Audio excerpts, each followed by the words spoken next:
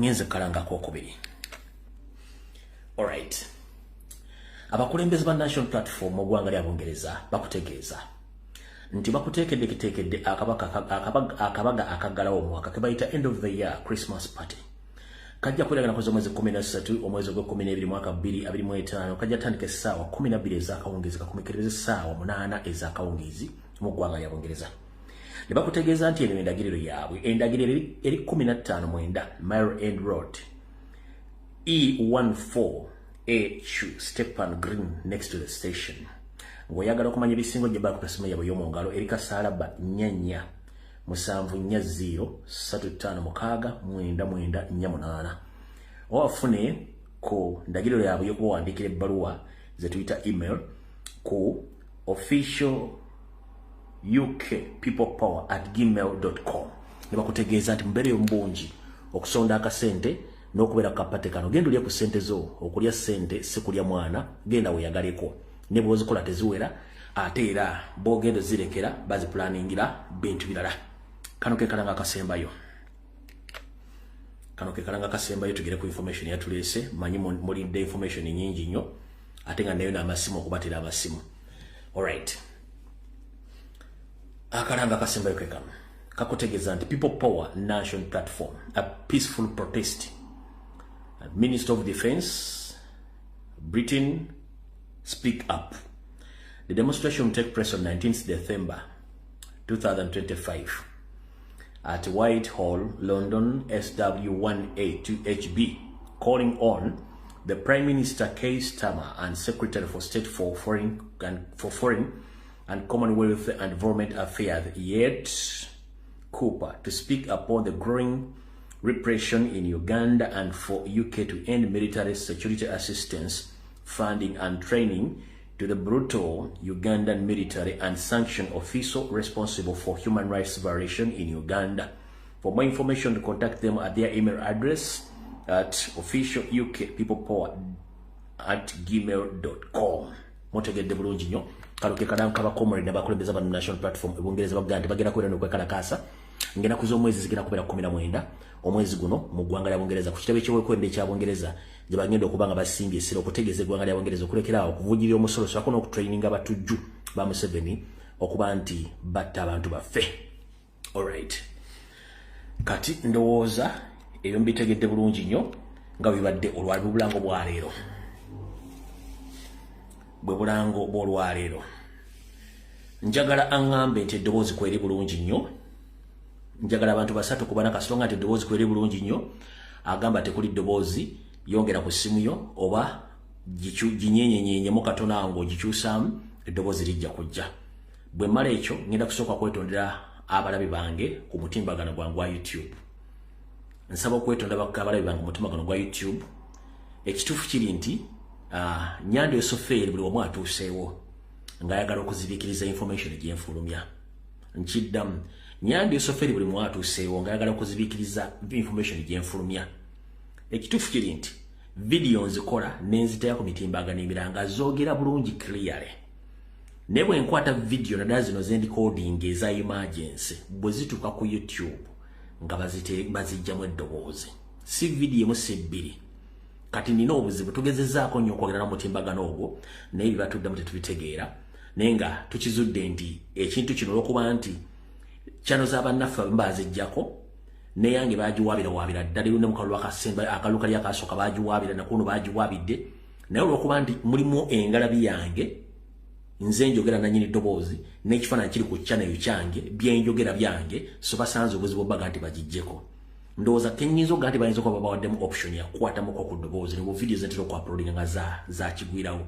So mwana nsonyiwa njala beetondera naye nga video ezo nziteeka ku mitimbagano nga ziri clear nnyo naye sina kye ngenda kukola katambule kubanga ensi bwete bwetambula tetulina gye tugenda kudda. Yo TikTok na jesonyiwa mpostinga obufundisi video ne video wogiteekayo nga yakyukakyuka nga bagiteeka community guideline standards nti zimenya amateeka eyo nenjesonyiwa nenjirekaawo. Nira nlisuwa TikTok olw'ensonga nti nze mbeere wantu ng'abantu bamanyi ensonga so sikuzanyira buzanyizi. So njagadde obeetondera mubalire mubalire naye nga video ziri clear loud and clear. Kati njala tutandike olwaleero. Okusookera ddala njera kutola mukisa guno okubaza Mr. President Robert Kyagulanyi Ssentamu we bali kubera musajja muvumu we bali tulaga nti buli kimu kisoboka ekyokubiri we bali kulaga ggwanga lyonna ng'ofuuse ekyokulabirako mu byafaayo bya Uganda yonna bukyanga etonde mu 1962 we bali tufuula nti eggwanga lizeemu ne linayitinga. Lwaki lizeemu ne linayitinga? Museveni tayagalangako bannayuganda kubeera bumu. Lwaki lyateekawo ekintu ekibaawula? Wabula Robert Kyagulanyi Ssentamu agezezzaako mu kampeyini eno okufuula Uganda ggwanga limu. Mwe kye mutanneetegereza kiri ekintu kimu nti nabagambye mu vidiyo ninakoze olunaku lwajjo nti Museveni ali mu kutya nti ebintu byonna bali batadde mu kkubo Kyagulanyi yabisenzeewo nga tabikutteeko, yabisenzeewo byokka. Kati ekisinga omutiisa mukimanyi? Ekisinga omutiisa bakiyita unity factor. Unity factor yeruwa? 1. Eggwanga Uganda lyonna lirina olulimi Lungereza lwe baatupaatiikako nga teribadde na lulimi Lunansi lwogerwa ggwanga lyonna, naye ng'olulimi olubadde Luganda. Oluganda olwo Museveni ne mukazi balwanye nnyo okujja Oluganda abantu olwogera. Ne mu kampeyini eno eya 2025 unifying fact ebadde nti buli muntu Kyagulanyi watuuka abantu bonna Oluganda balumanye. Ekyo ng'oggyeko okuluma kiruma Muzeeyi, kiruma Kiriba Munyandwe, kiruma mukazi we, kiruma ba NRM bonna. So the unification factor bagita Robert Kyagulanyi Ssentamu era ategeze buli watu kaba bannange njogere mu Luzungu nfuna omutaputa oba njogere mu Luganda wamala oyogera mu Luganda. Kitegeeza nti unification factor oba unify factor ey'Oluganda president amazojja amplifying nti tukizudde nti Oluganda lukola buli wamu. Oluganda lukola ki? Lukola buli wamu. Mr. President wabala nnyo balire ddala okuba nti ekintu ekyo unitinze bannayuganda ne baagala ensi yaabwe for the first time. Newankubadde gavumenti egezaako nnyo okuteekawo embirigo ekyo kikoze. Olwaliro abatabaddewo emisana nkoze security alert. Lwakuba YouTube egikutte mukoze security alert. Eno security alert mmanyi yeekoze mmwe. Security alert yenoonye emitego gy'abantu. Security alert yenoonye emitego gy'abantu nga badde bagitegese. Abadde ku video gye nkoze emisana eyonoonye emitego gy'abantu gye badde bateze. Nze kennyini bukyanga president yawanika programu eyo. Amazima gali nti sina kitundu kye mbadde ntyanga kaseese. Mmanyi ebyabyogerako ate ng'omusizi Agulesi 1.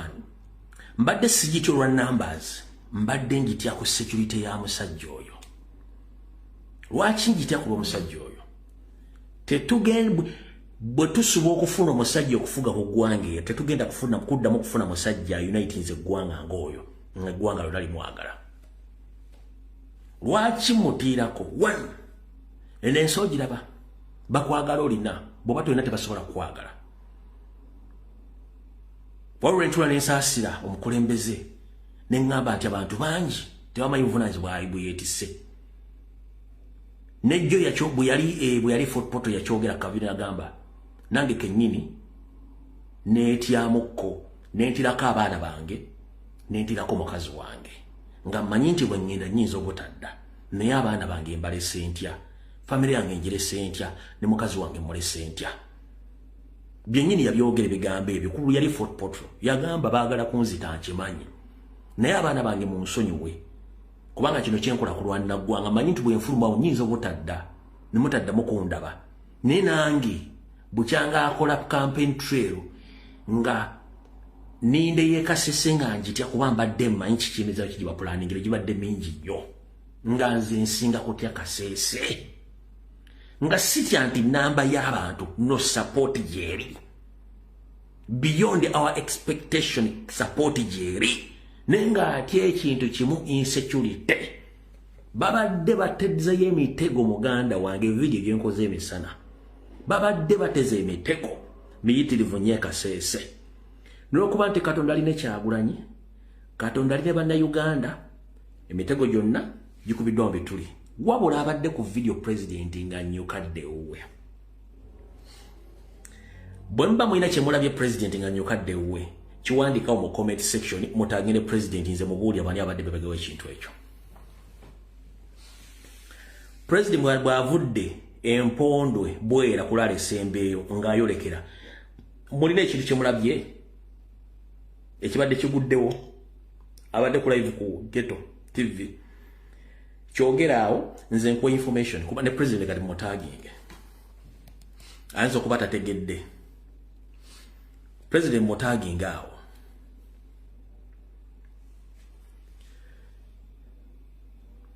president mutaginge awo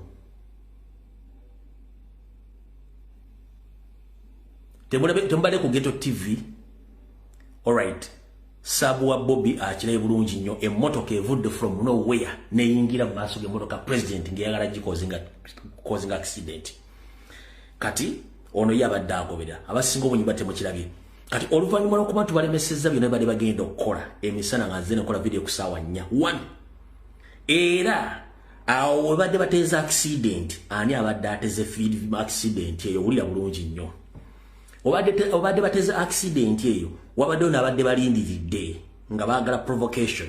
Mr. President wulira okusookera ddala njera kutegeeza nti akabenje kebadde bategesaawo wulira bulungi nnyo eno information ezze kati egudde ku ssimu bagambye nkutegeeza wulira bulungi nnyo the guy who was in the black car that wanted to cause an accident to president when he was heading back from Bwera Karambi after the last rally today in Kasese district. The eyewitness says he is a son to former NRA-MP Dr. Crispus Chionga, currently the Chancellor of Makerere University. Mr. President Chagwen said mona wori emmotoka ebadde kuyingiddemu ya mutabani omu ku batabani ba Dr. Crispus Chionga kati nga Chancellor Makerere University emmotoka enzirugavu awo Dr. Crispus Chionga ayinawo amakaaga amalala kati oba muba kuyimirira ne muyimirira accident ng'ebaddewo wabadde abalabadde balinze okutuusaako obulabe ompulidde bulungi nnyo Mr. President awo ennyini wabadde ayingiridde mu convoy yo abba causing accident wabadde abalabadde balindiridde kankudde message eyo ekiwulira bulungi nnyo. The guy who was in a black car that wanted to cause accident to the president when he was heading back from Bwera Karambi after the last rally today in Kasese district. The eyewitness says he is the son to former NRA-MP Dr. Crispus Chionga, currently the Chancellor of Makerere University.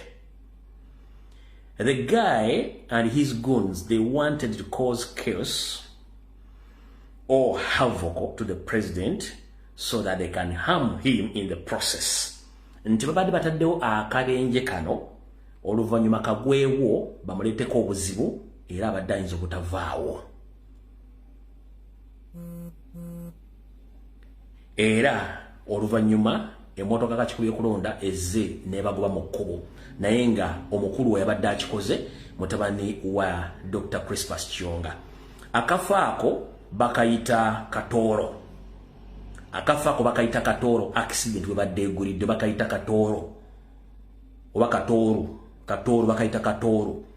Accident badde bagikozingidde bayitawo Katoro. We badde bagikozingidde omuvubuka oyo mutabani wa Dr. Crispus Chionga yabadde asazeewo ye sacrificing batukirize mission but unfortunately kiganye fensonga tukunganya information tujibaleetera wano netuba nga tulina ebyokukola bingi nnyo so mukama webale nnyo kubanga otaasiza ekintu nekitagwa obulungi nnyo okusinziira ku nteekateeka webadde so Kathoru Mumbere Samuel bakiyita Kathoru yes Kathoru oyo Mumbere wuyo akimanyi bulungi Kathoru ozamutegedde bulungi nnyo information yakola ki flowing so bwe kitwe kibadde ekibaba kitaka Kathoru we kibadde accident badde bagitezaawo nyini abadde agitaddewo mutabani wa Dr. Crispus Chionga yabadde akozeza accident eyo mu motoka enzirugavu kyovula nti nze bwembanga ndi president agende watu wakyama senye nyambera ku live ezo na ku masimu nakola buli kimu kale outwagala tuveewo tugende ku information nga bwe badde olwaleero president asoose Kasese bino bibadde Kasese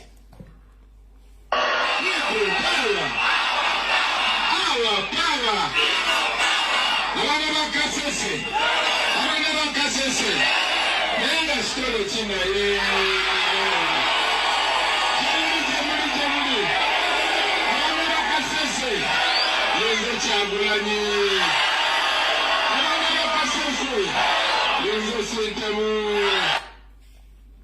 Oyo Kasese then walabadde Bwera.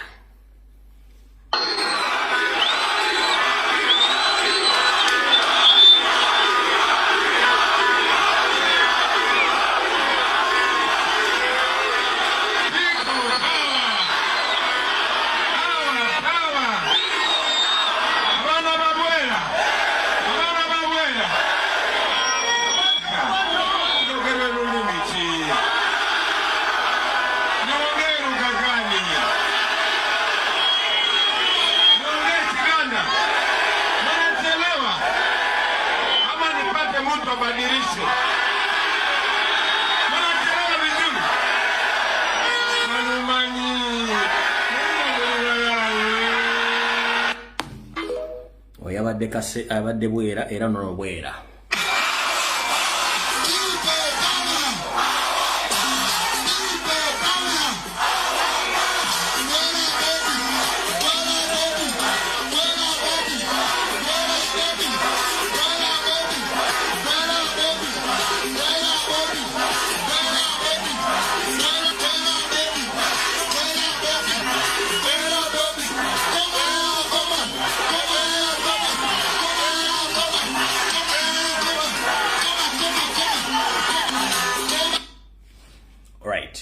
Kasese ne Bwera bwati bwafaanaganye.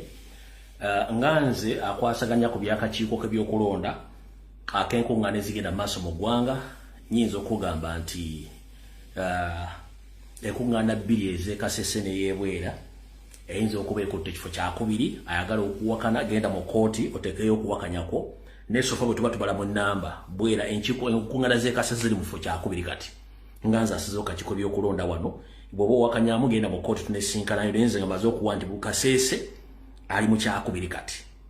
Kasese ali mu kyakubiri. Luwero yakyakulembedde. Luwero yakyakulembedde. Luwero akulembedde. Kasese wakubiri. Liganga wakusatu. Masaka wakuna. Then mu kyokutano ne wajjani. Ne wajja Busiya.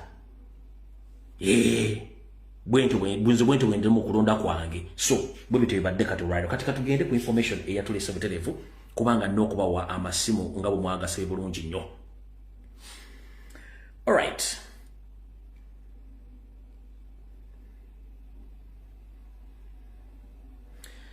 Okusookera ddala waliwo mwana mulenzi ono abanja kitawo muto yawambiddwa abatamanya ngamba ba Museveni.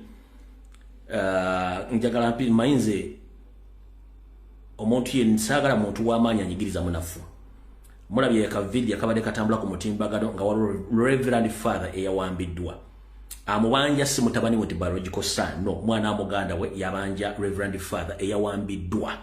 So bakulu bwe tubagamba nti eggwanga liri mu mbeera mbi nolo omuntu nga ali mu bintu bya kusiniikiriza mannyo nga atamanyi kye bayita politics muveeko kansokenza nnyo akatambi kano Reverend Father ono bambi yawambiddwa.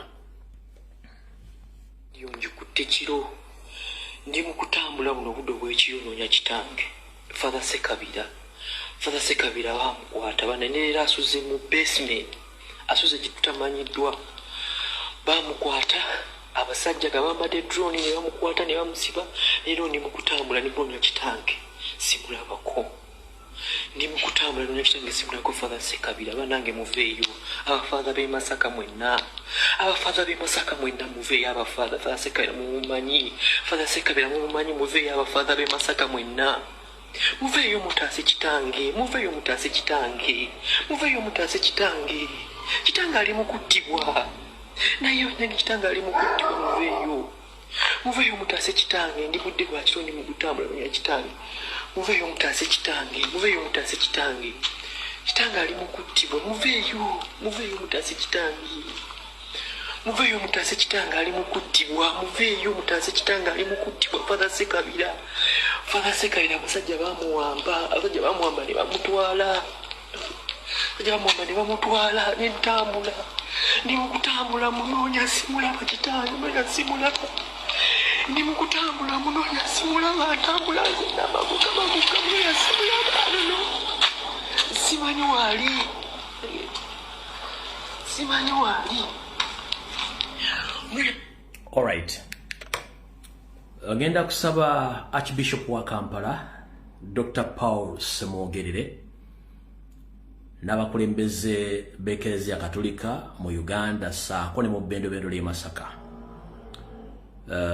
Amawulire si malungi aga Reverend Father Sekabira kigambibwa nti yawambiddwa batamanya ngambwa era tamanyikiddwako watuufu wa waali. Gwe wenna akola ekikola ky'okuwamba bannansi toyawukanako na sitaani atazimbanga nnyumba ku nsi wabulanga ennyumba yazimba ku mitima gy'abantu mwatuula n'akajjala n'abakozesa ebikolwa ebikyamu. Musajja wa Katonda ono simanyi nti alina ensobi gye yakola n'abaagirina ekkooti weeziri omukwate n'omutwala ku poliisi n'omuggulako omusango ate alina olukusa olukuba essimu okutegeeza abantu be nti bankutte ku musango gundi eri ku poliisi gundi.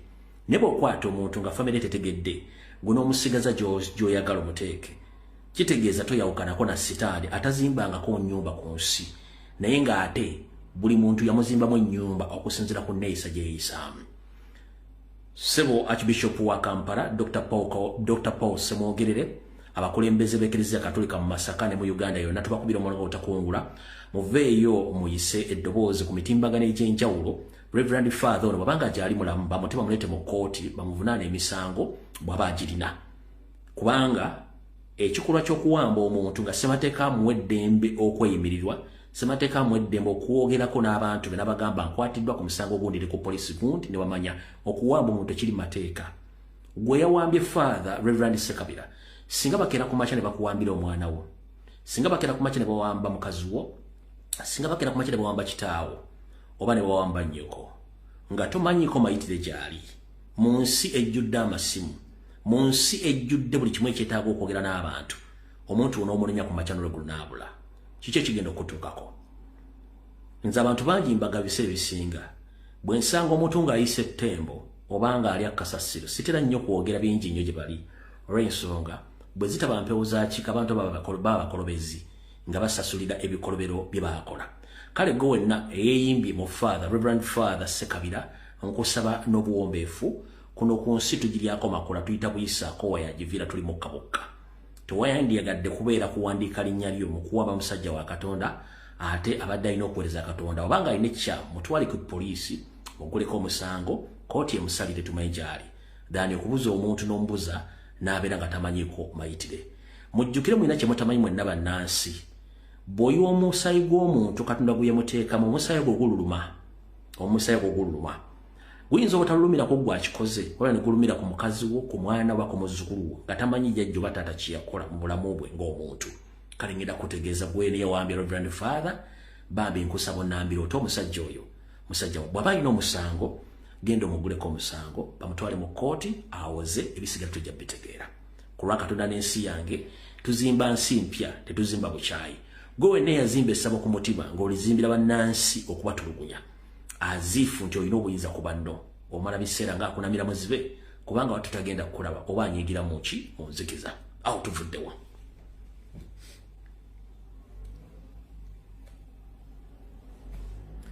Bwe tumala okuvaawo ewantu awo nabasuubiza okubaleetera olukalala lw'amannya ag'abatamanya ngamba abali mu kukozesebwa nnyanja esofeeri naye olukalala luno ngenda sooka dduyimirizaamu lwaki mpuliriza bulungi nnyo.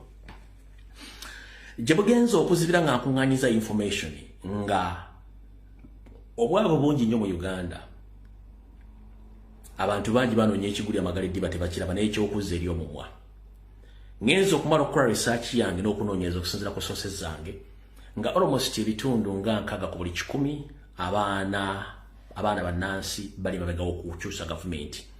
Kati nandikoze ensobi okusoma amannya gano nga n'abaana bennyini ate abenkyukakyuka abali muli be baatutteyo nyinza okusoma amannya gaabwe unfortunately ne baleetera obuzibu.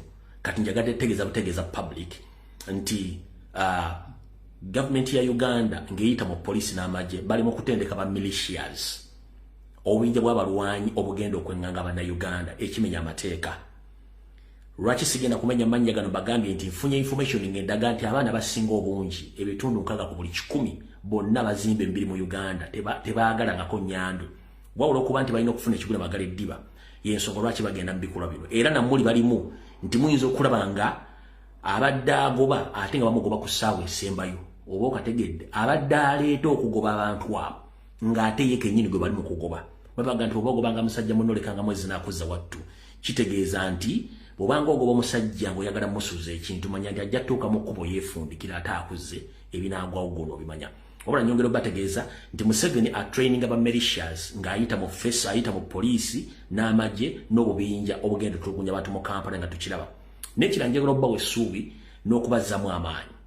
Baganda bange Abaganda tuga nti ogw'okulya gwasula wammese mu kita ekyo njala mukitegeere. Tuli mu .com era eyabaleetera okuwulwa emirimu Uganda yabaleetera okuba traininga. Eyabaleetera bannyabo okugoba ku mataka yaba training olwaleero. Mumpulya bulungi nnyo. Eyabamisa emirimu okufuuka emmomboze mu Uganda yaba training olwaleero. Eyabaleetera embeera okubeera mu ghetto yabali mu kuba training olwaleero. Owayenze embooza ekiri mu tukimanyani ekiri mu tukimanya nnyirikyo. Kyovula gamba nti totta kibenga tonna kikenenya ndusu linda kigwe watu afumeta mbobo. Abantu bano bakola ebikolwa bino nti bayinti bayinza okuba beekuulira akabazi kkugulu. Ensonga zino wattu tuzitunuulire n'eriisa ejjogi naye nga ffe tugamba ekigambo kimu tugenda mu protest vote wenkomyawo. Naye nga mukitegeere bulungi nnyo abaana baffe abasinga obungi bagenderwa n'agaane kuba balina okufuna ekyokulya. So mukitegeere bulungi nnyo abantu abo akaffeke. Bw'otunuulira atawaanya ensi eno ne weewuunya kikyakyayagala. Bw'otunuulira atwalanya ensi eno ne weebuuza kikyakyayagala tunuulira akatambi kano olaba omusajja ono bw'afaanana. Ono bw'ali nga tagenze mu public mu kuba make-up bw'ati bw'afaanana.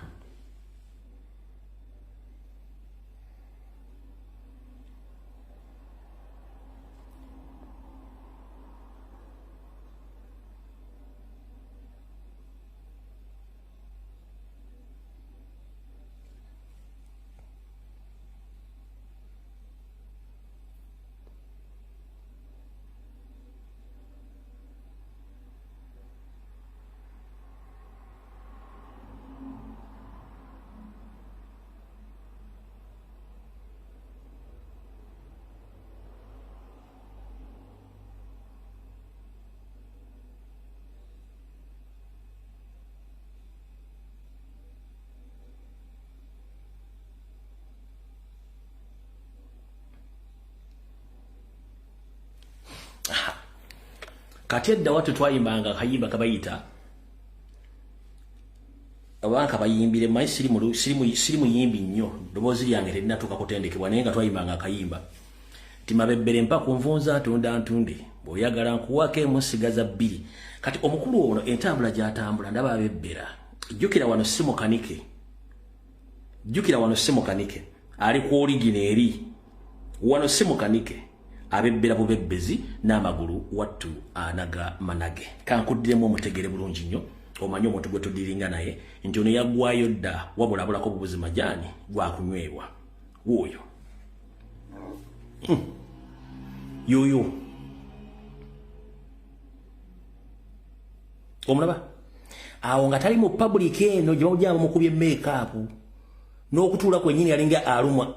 Omulaba alinga alumwa yoyo. Omulaba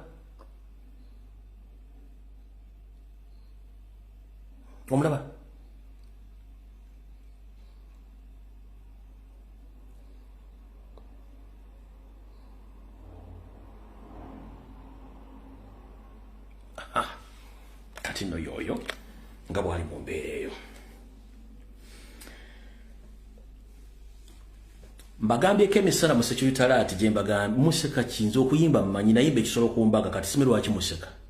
Mayi munyooma nnyo mu bantu mwe bali ku social media. Nze nayimba ekisolo ku mbaga n'empangula n'engule. Timuyinza okuba mudabaanonjo gye nayimba ekisolo ku mbaga n'empangula n'engule. Kenatandika mujja kumpulira. Alright, katutandika bwe tuti. Nabagambye mwenna mu Securitarate abasobodde giraga ku YouTube lwakuba nti basosodde gifuna bulungi olw'eddoboozi tabaddeeko.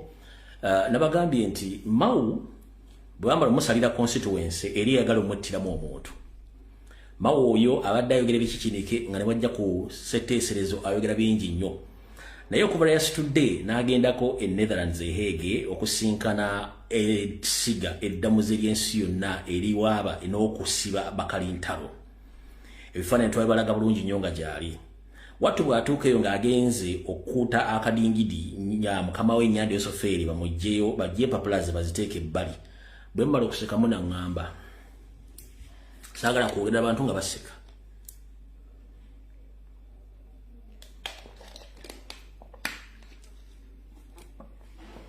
mmala okuseka muŋŋambe tugende mu maaso bwe mmala okuseka muŋŋambe tumaliriza okuseka kubanze bwe mba nsomesa abantu okuleka ne weeta omala okweta ne tugenda mu maaso mumaze okuseka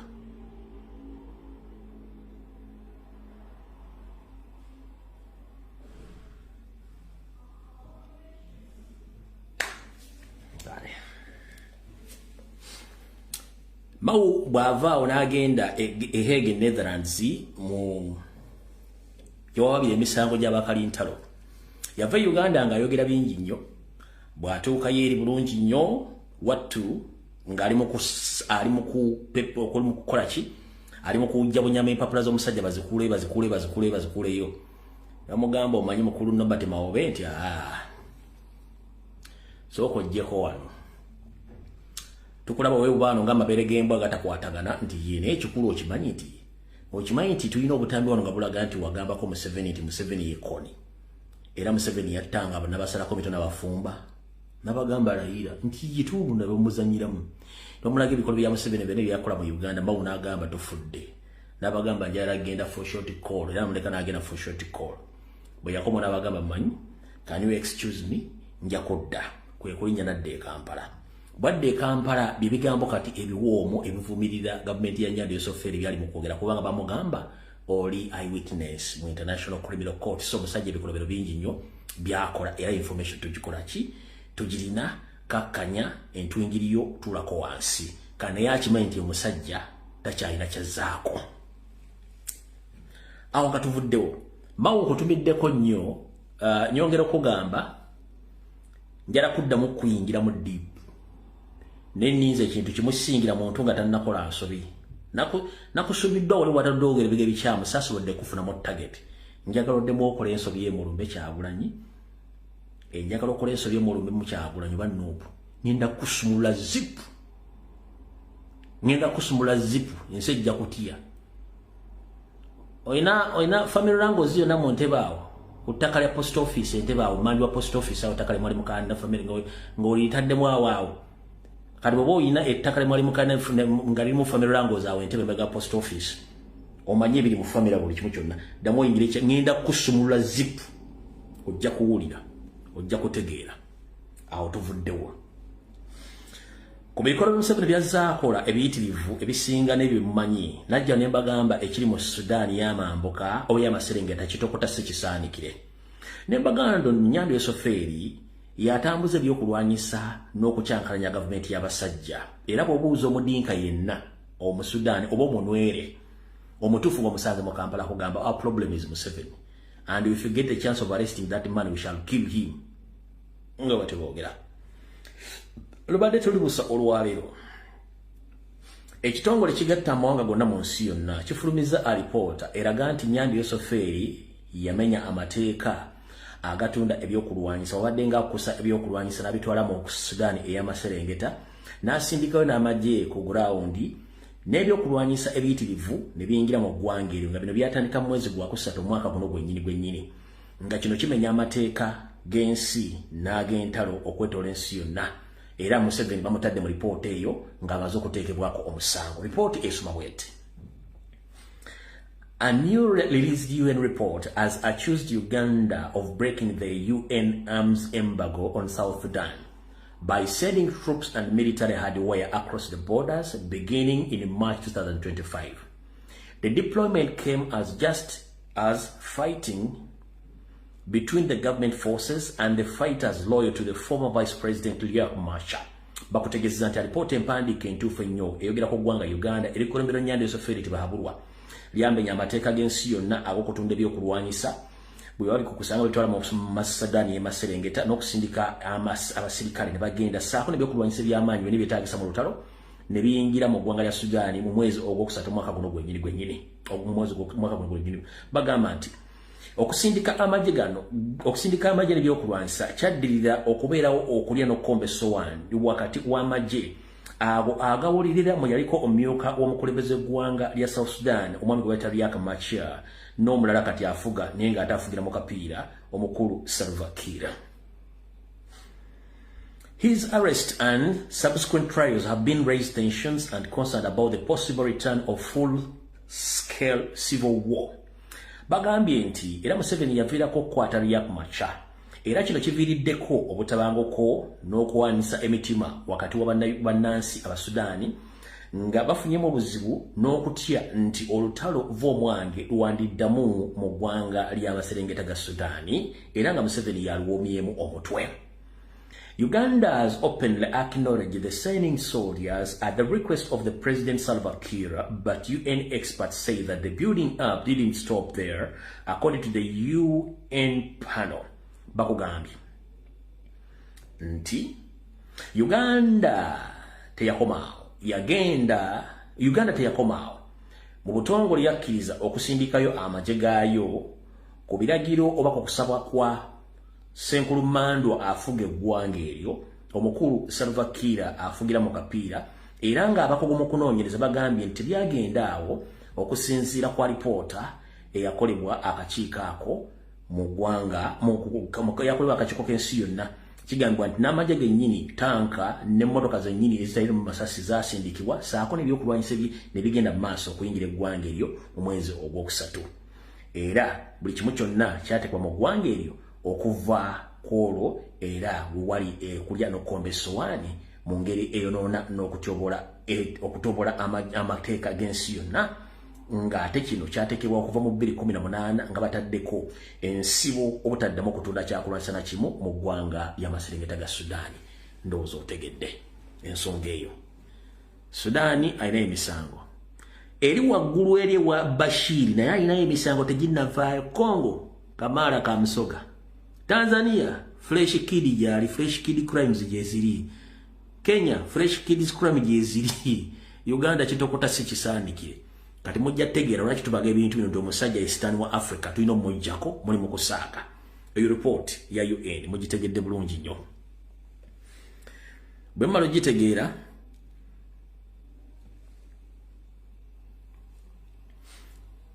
njalo tegeezere eggwanga lyonna nga maze basomera report eyo nti omwami agenda okukulya ba militias abasituzi b'ebizito bakanyamba bamuyita Sayiga ono yagenda okubanga yakulya ba militias bonna era nga bayagidde buli omu okujja n'ebintu byetaagisa okugenda okumutraininga. Ono ye Sayiga saagala ewakane njagala ensi ekutegeere nti gwe ali obagawo okukuŋŋaanya obubinja bonna obulala obw'okutulugunya bannayuganda naddala bwo bakanyama. Alright.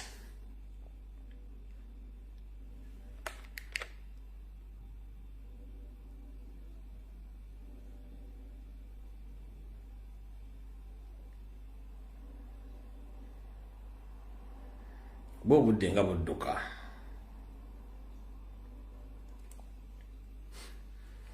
Kati kusayiga kongera okwongera eddoboozi lino limu lyokka then tulyoka tugende ku video ku information endala. Abaganda bano mbeegayidde buli omu akebere oba ku lisiti ezo kuliko erinnya lye amala okebera ng'ombuulira kuba batwagala enkyandooza ssaawa ng'emu nga tutuuse e Kampala. Lisiti eyo yeyaabo be nawaayo abagenda oyamba ku poliisi mu kulonda kuno be baatusaba. Kati bwe mugezaako ziyisaamu amaaso olaba erinnya lyo ng'onkubira ngamba nze komanda kwendi. Kati kambanyonyo lwaki ng'anya ofulumya enkalala ezo. 1. Bano baddira amannya baakola bwe bati. Baakuŋŋaanya bakanyama okwotola eggwanga lina mu jimu zonna. Ne babafulumiza mu nkala za poliisi amannya gaabwe na buli kimu nga oli alabikanga wa police nde disguise bw'osoma information balabikanga aba police naye nga ono ye bwanajja okusoma erinnya lyajja ddirabawo wali nga yo ono kanyama bwanajja okusoma erinnya lyajja ddirabawo kati goboota information otabipa empapula zino oli ajjaga nti zino formation ne details nga ziraganga aba police no ebagiyita code yali code yakubuzaabuza naye nga bo bakimenti bana agenda ku notice board ne papula zimubawadde asobola okusoma kenyine manti yono ndi station ku police bweti bagenda bo ne numu na buli kimu bagenda ekikwenso lwaki sadagadde kutali bintu bino bisigale wanenga njagadde obategeeza yeyo nga bikitebwe kintu bwe kikola ki bwe kitambula.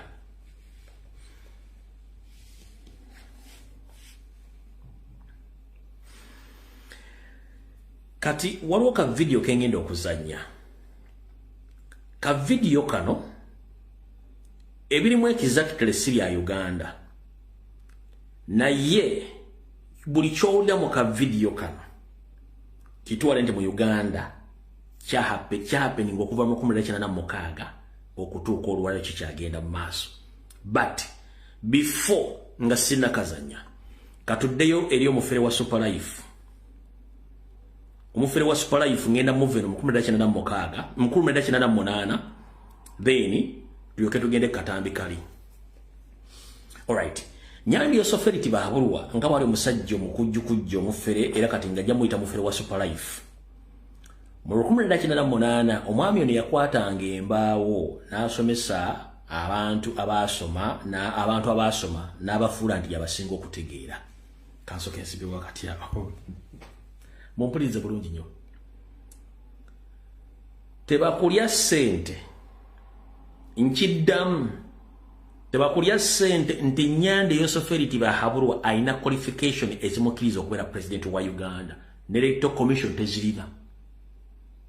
Tebakulya ssente nti Janet Kebabazi ayina qualification ezimukkiriza okubeera member of parliament ba minister tazirina entuufu. Tebakulya ssente ndi Salimu Sale ayina qualification ezimukkiriza okubeera waali. Bonna bo government ne musigedda muzi mulimu abayina empapula za Nasarodi. Eyo parliament ya Uganda nga batandise okutandika okunoonya buli muntu ali mu parliament balete empapula zaabwe bajja kutya. Kati bwe ntunuulira abantu bonna nga basekerera mbu simanyi yayitidde ku makiwa entry simanyi abantu bali mu nobu tebasomanya era kugamba muganda wange. Bw'otandika okunoonyereza ku qualification z'abantu abali mu government bonna ojja kugwawo ojja kufa. Abantu bonna basinga obwonyi mu government ya Museveni tebasoma. Era na minister nga ne senior 40 bagirina. Katodda onotandika okusinika ebinnyo nga mwe omanyi waliwo obuvubuka obuli ku social media kuno. Eri obuwa self importance nga yatula senior 6 naloza nti kyamaanyi nnyo. Eri abakola kadiguli akasooka naloza nti ategeera. Ate okutegeera si ebitabo by'osomye okutegeera kye bayita common sense amagezi amazaale. Amagezi ge muyita agammwe muge musomye agamagezi bakusomesa masomese. They inserted you that small knowledge. Ne waliwo kye tuyita common sense amagezi amazaale. So the biggest number of all Ugandans, they are clever because they use common sense. But the so-called elites, they parade themselves that they are clever due to the information they inserted in their heads. Wamunfunye.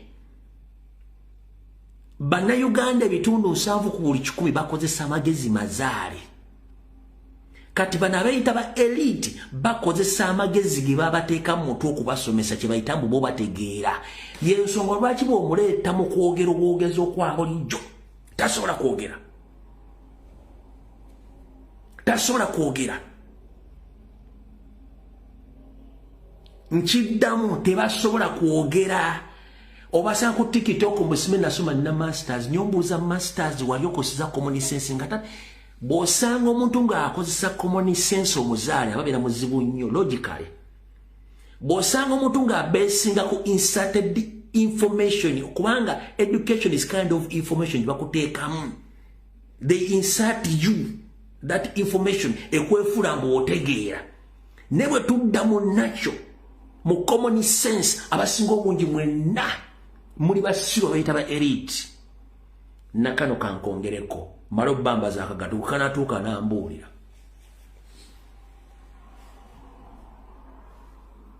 tebaayo muntu yenna mu Buganda nkiddamu tebaayo muntu yenna mu Buganda addamu kugamba nti wa kitiibwa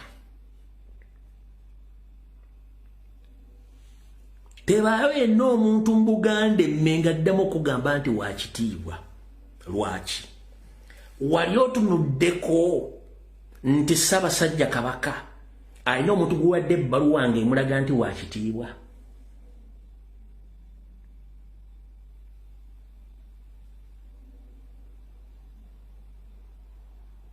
wali owuliddeko mu Buganda nti Ssaabasajja Kabaka yadde omuntu ebbaluwa emulaga nti eno kiri ebbaluwa ekulaga nti bakuwadde ekitiibwa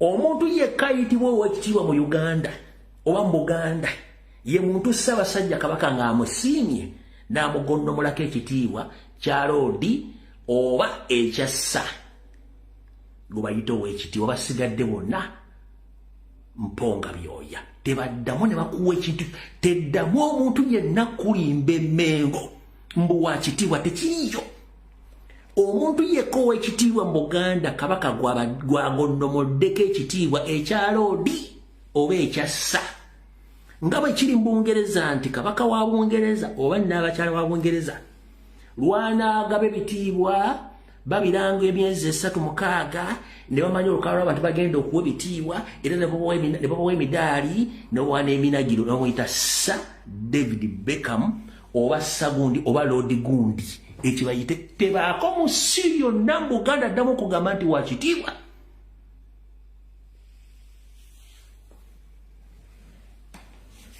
tebaayo nkugambye gwendagaayo omuntu Ssaabasajja Kabaka yali awadde nti bamuwadde ekipapula kimulaga nti wa kitiibwa tekiriyo ekyo kye mubayita ekyekitiibwa kubanga mubatiisa maaso naye nga talina kitiibwa ekitiibwa kye bayita nti Kabaka agonnomoddeko ekitiibwa so si mulimu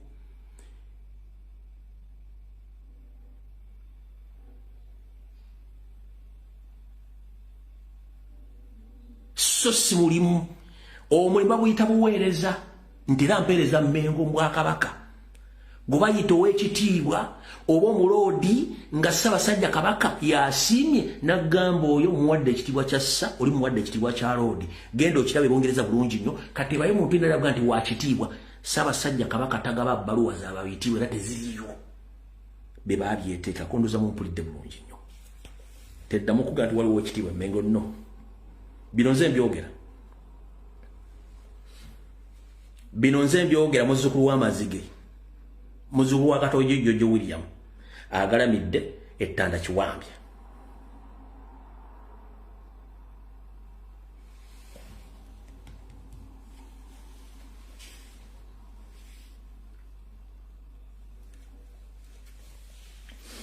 kali tuzze wano mu 1988 omufere wa Superlife Nyandu Yesoferi yakwatanga obudde n'atwala abantu be n'abasomesa ne mu byabasomesa byo datira kiri akozeeko n'okutuuka olwaleero 1988 ulira bulungi nnyo. So we must have this capacity. Capacity to build houses, capacity to build roads, capacity to build stores, capacity to build dams, water dams. You know, these very dams like in Karamoja. Railways. I am building a railway construction unit. I'm using the Kasese line as an opportunity to build a railway construction unit. We must build the railway ourselves. When we came in, they had a plan to get $200 million from I don't know which uncles and who. And then I asked them, this 200 million, what is it for exactly? 200 million is a lot of money. Today, this iron is from here to Kasese, on a farm bed, with a farm embankment. You're $200 million. Let's go into the figures. What does it really involve?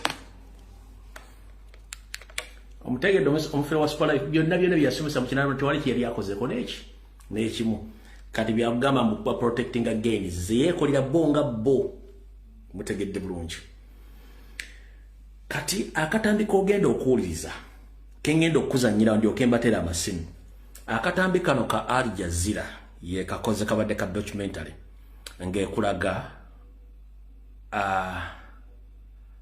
al-Bashad bwe yakola amakomera n'asiba abantu n'abatta Nyandwi kyali mukola era kyakoledde ddala okuva dda njagala muliza akatambi kano ka Al Jazeera ngenda kapostinga nga mmaze okuva nga maliriza okuva ano ngenda kutamba simu ne muge saagala okaabe kakkana bire ebintu byolabe wa al-Bashad bye yakola owa Syria Nyandwi byakolera ddala olwa okuva mu 1996 Nyandwi byakola.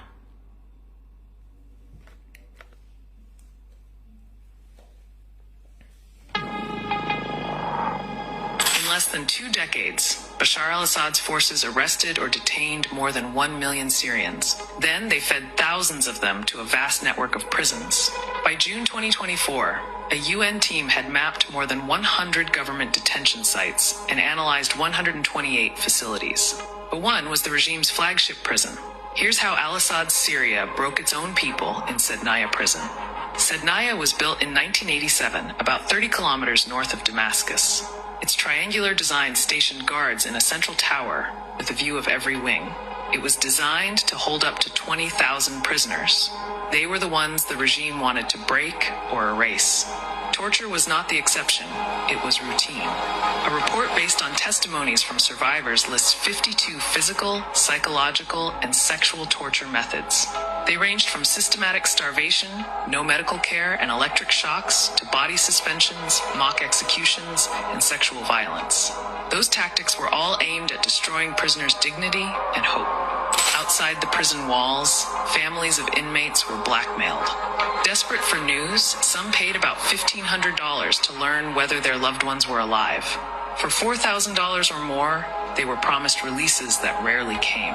From the start of the war in 2011 to 2015, Sednaya operated as an execution factory. Every week, mock trials were held. They lasted only a few minutes, with no lawyers and no evidence, but sentenced groups of 50 people at a time to death. These executions killed an estimated 13,000. Between 2011 and 2020, at least 30,000 were killed at Sednaya by torture, starvation, and mass executions. Only 7,000 people who entered the prison in that period made it out alive. A crematorium was used to hide the scale of mass murder, and the regime grew a vast graveyard in the desert. One such mass grave near Kutaifa contains the remains of 60,000 to 80,000 people who died in Assad's prisons. Dozens more burial sites have appeared since 2019. More than 112,400 people have been forcibly disappeared and are still missing. When the Assad regime fell on December 8th, 2024, Sednaya, known as the human slaughterhouse, was finally breached. About 4,300 prisoners emerged alive from the site, but for many families rushing the gates, there were no reunions. 1 year later, a new Syria is being built, but Sednaya remains a reminder of the Assad regime's crimes against its own people.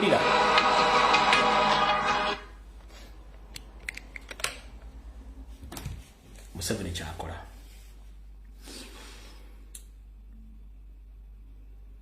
abatamanyi n'abakyajje balaba social media ekibuga Kampala kyemulaba ekyo kirimu tunnels omugenzi Idi Amin Dada yazimbamu tunnels ekibuga Kampala kirimu enkuubo tunnels nazibalaga kuwa n'omwenzi basomesaako ekibuga Kampala kirimu tunnels entebe yennyini State House Museveni yazimbamu tunnels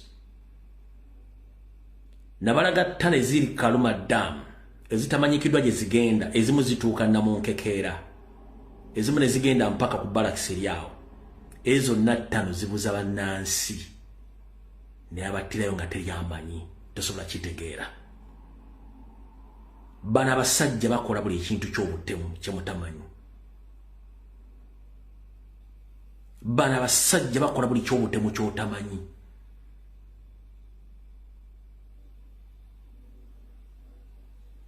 niyo babuuza bagenda kukomekkereza batya n'obutemu buno nga tebasobola kunyonyola.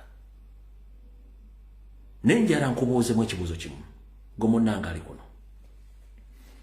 Tusomoka gwe gumu, tuli emmere y'emu, ng'okimanyi nti ku nsi kuno togenda kuwangaalako kusinga eyagitondekawo. Lwaki okwata muntu munno n'otandika omutulugunya olw'okuba nti yalina endowooza enjawulo ku yo, n'omuwamba n'omutta n'omutolako amataka n'omutulugunya okukola by'oyagala okole, gw'osuubira ogenda kungula mu nsi eno ki? Ffe wantumanyiko bakomredi baffe gundi guntumanyi abantu bangi batamanyikiddwa abattibwa era abayoolebwa. N'okutuuka olwaleero teri amanyi buvunabudde bw'abantu abagayokibwa mu kkanisa ya Kibwetere. Eyo mystery teri yagisolvinga. There are so many unsolved mysteries in Uganda. The Kibwetere massacre, that is also unsolved mystery in the history of Uganda. And other mysteries, including the World Triangle massacre of almost 2 million Baganda were killed in a World Triangle jungle between Museveni and the previous government. That is also unsolved mystery. And they call it mystery. Even the 1994 Rwanda genocide.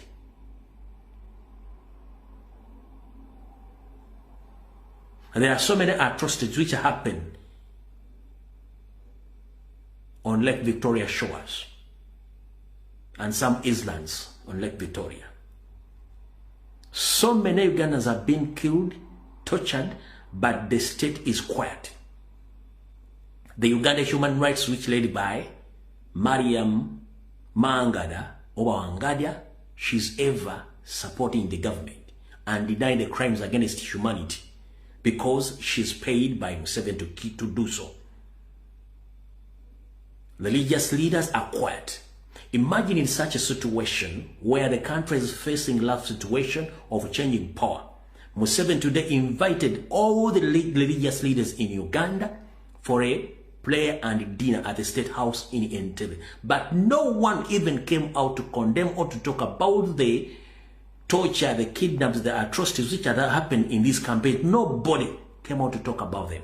But unfortunately, he paid them off to go silent about the atrocities. So I'm calling upon you all Ugandans, please wake up, raise your voice, because the more you keep quiet, the more citizens have been killed and more citizens are going to be kidnapped when you become quiet. Traditional leaders are quiet. Religious leaders are quiet. Politicians are quiet. Unfortunately, the biggest number of all opposition figures in Uganda, they are working under Museveni's regime. That's why they are fighting National Platform and Robert Kyagulanyi Ssentamu as an individual. Mainstream media, they were paid off. Social media is full of hooligans who can't even come out to condemn the crimes against humanity because they are paid to divert the indigenous. So I'm here to call upon the international community, including UN, International Criminal Court, the USA, Canadian government, the UK government, and the European countries. Please wake up before it's too late. Signs and symptoms in Uganda. The biggest number of Ugandans, they are tired of Museveni's regime. Nothing he had done for Ugandans. Many Ugandans are dying in diaspora because they are desperate to leave the country to look for green pasture due to the poor economic ground at home. Please, please, we're heading towards the decisive elections in Uganda. But unfortunately, all the signs shows that the chairman of the Electoral Commission, Simon Byabakama, is not willing to let Uganda to decide on their own. He's deciding with his boss Museveni.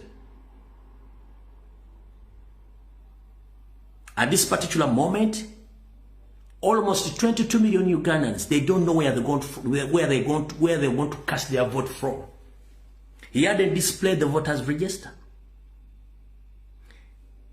Now, the Electoral Commission, He had become a court of justice whereby that anyone can report a case and any candidate can be withdrawn without hearing any case. Because Electoral Commission is just an institution. It's not a court of justice. Because we are under occupation. In occupation, as indigenous, the citizen, they don't have any right to discuss about their rights. It's all about the state to decide who to live and who to die. It's the kind of situation where Ugandans we are right now. So I call upon the international community, please engage before it's too late.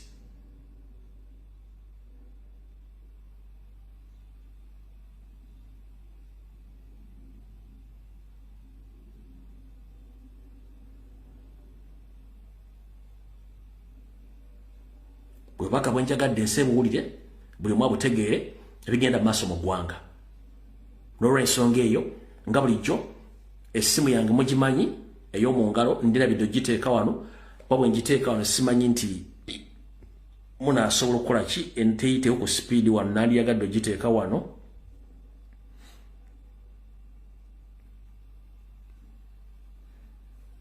Musooke muleke okuddusa malo pinning ennamba eno. Alright. Kati njala kuta amasimu mu kuba amasimu olwaliro nakibasuubiza saagala kubalyaza amaanya olw'ensonga ndudde bwa amasimu njagala mwogera ensonga nga muyini zino zoogera wabula ngenda kusaba eddakiika zigenda kubeera bbiri strict eddakiika nkwegayiridde gwe kennyini weetayiming eddakiika bbiri bwe ziggwako ng'enjogezo giteeka wansi. Ayina essimu bbiri ng'owuliriza nze ng'ate bw'oyagala okukuba essimu njagala at least TV ogikendeeza eddoboozi oba essimu yogiggyeko olyoka okuba essimu naye weetayiminga eddakiika bbiri muyina essaawa emu yokka ey'okubiramu amasimu mwogere ensonga. Asooka wuuno sebo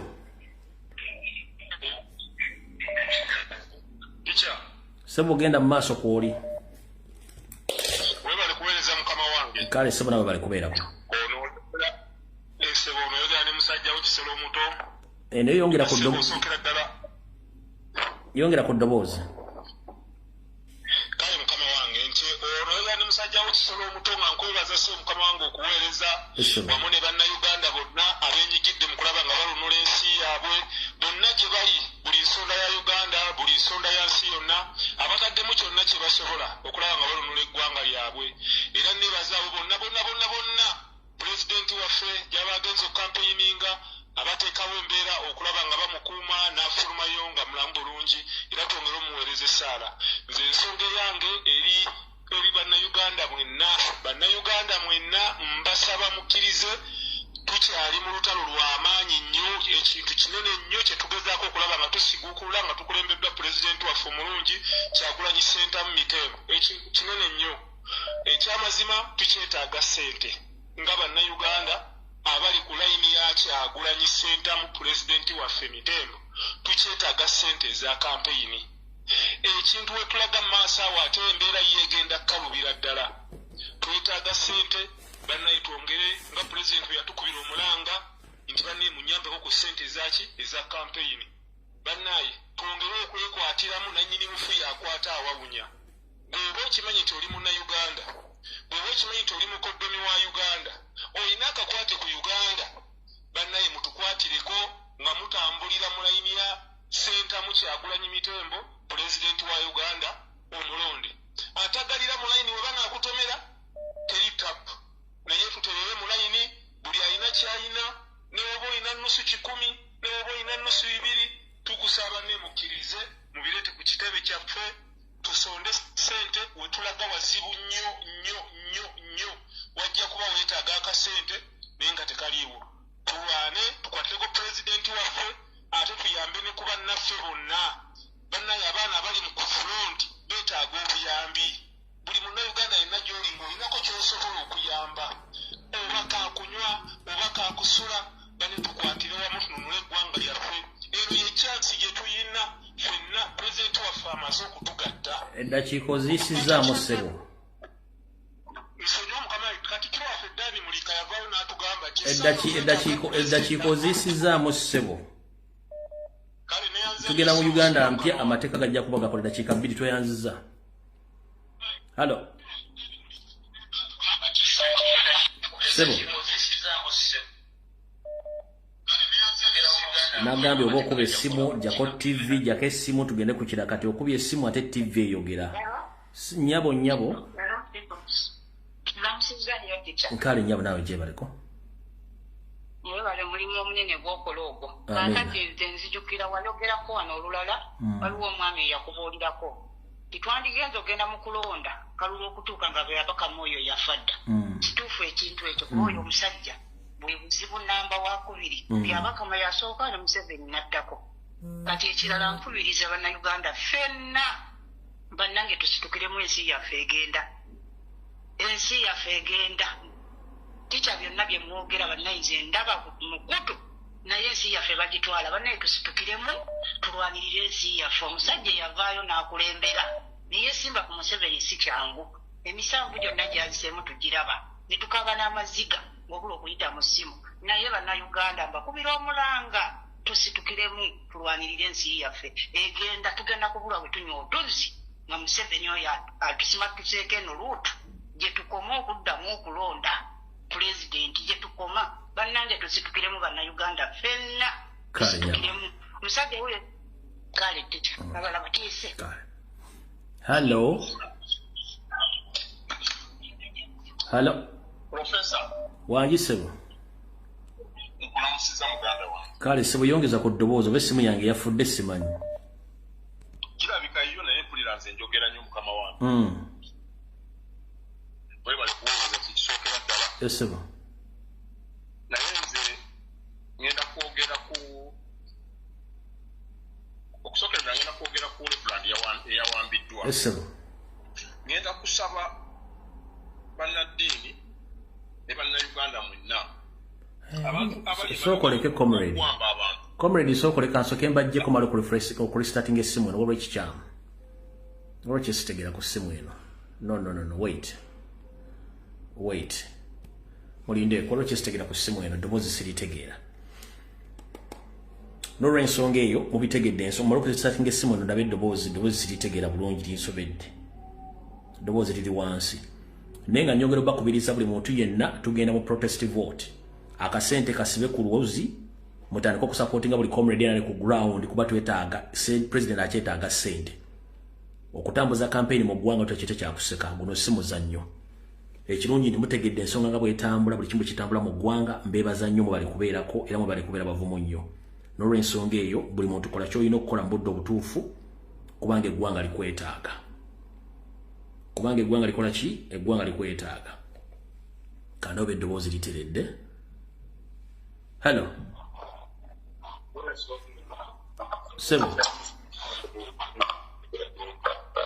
Sebo bw'onootereza essimu eyo ojja kudda. Hello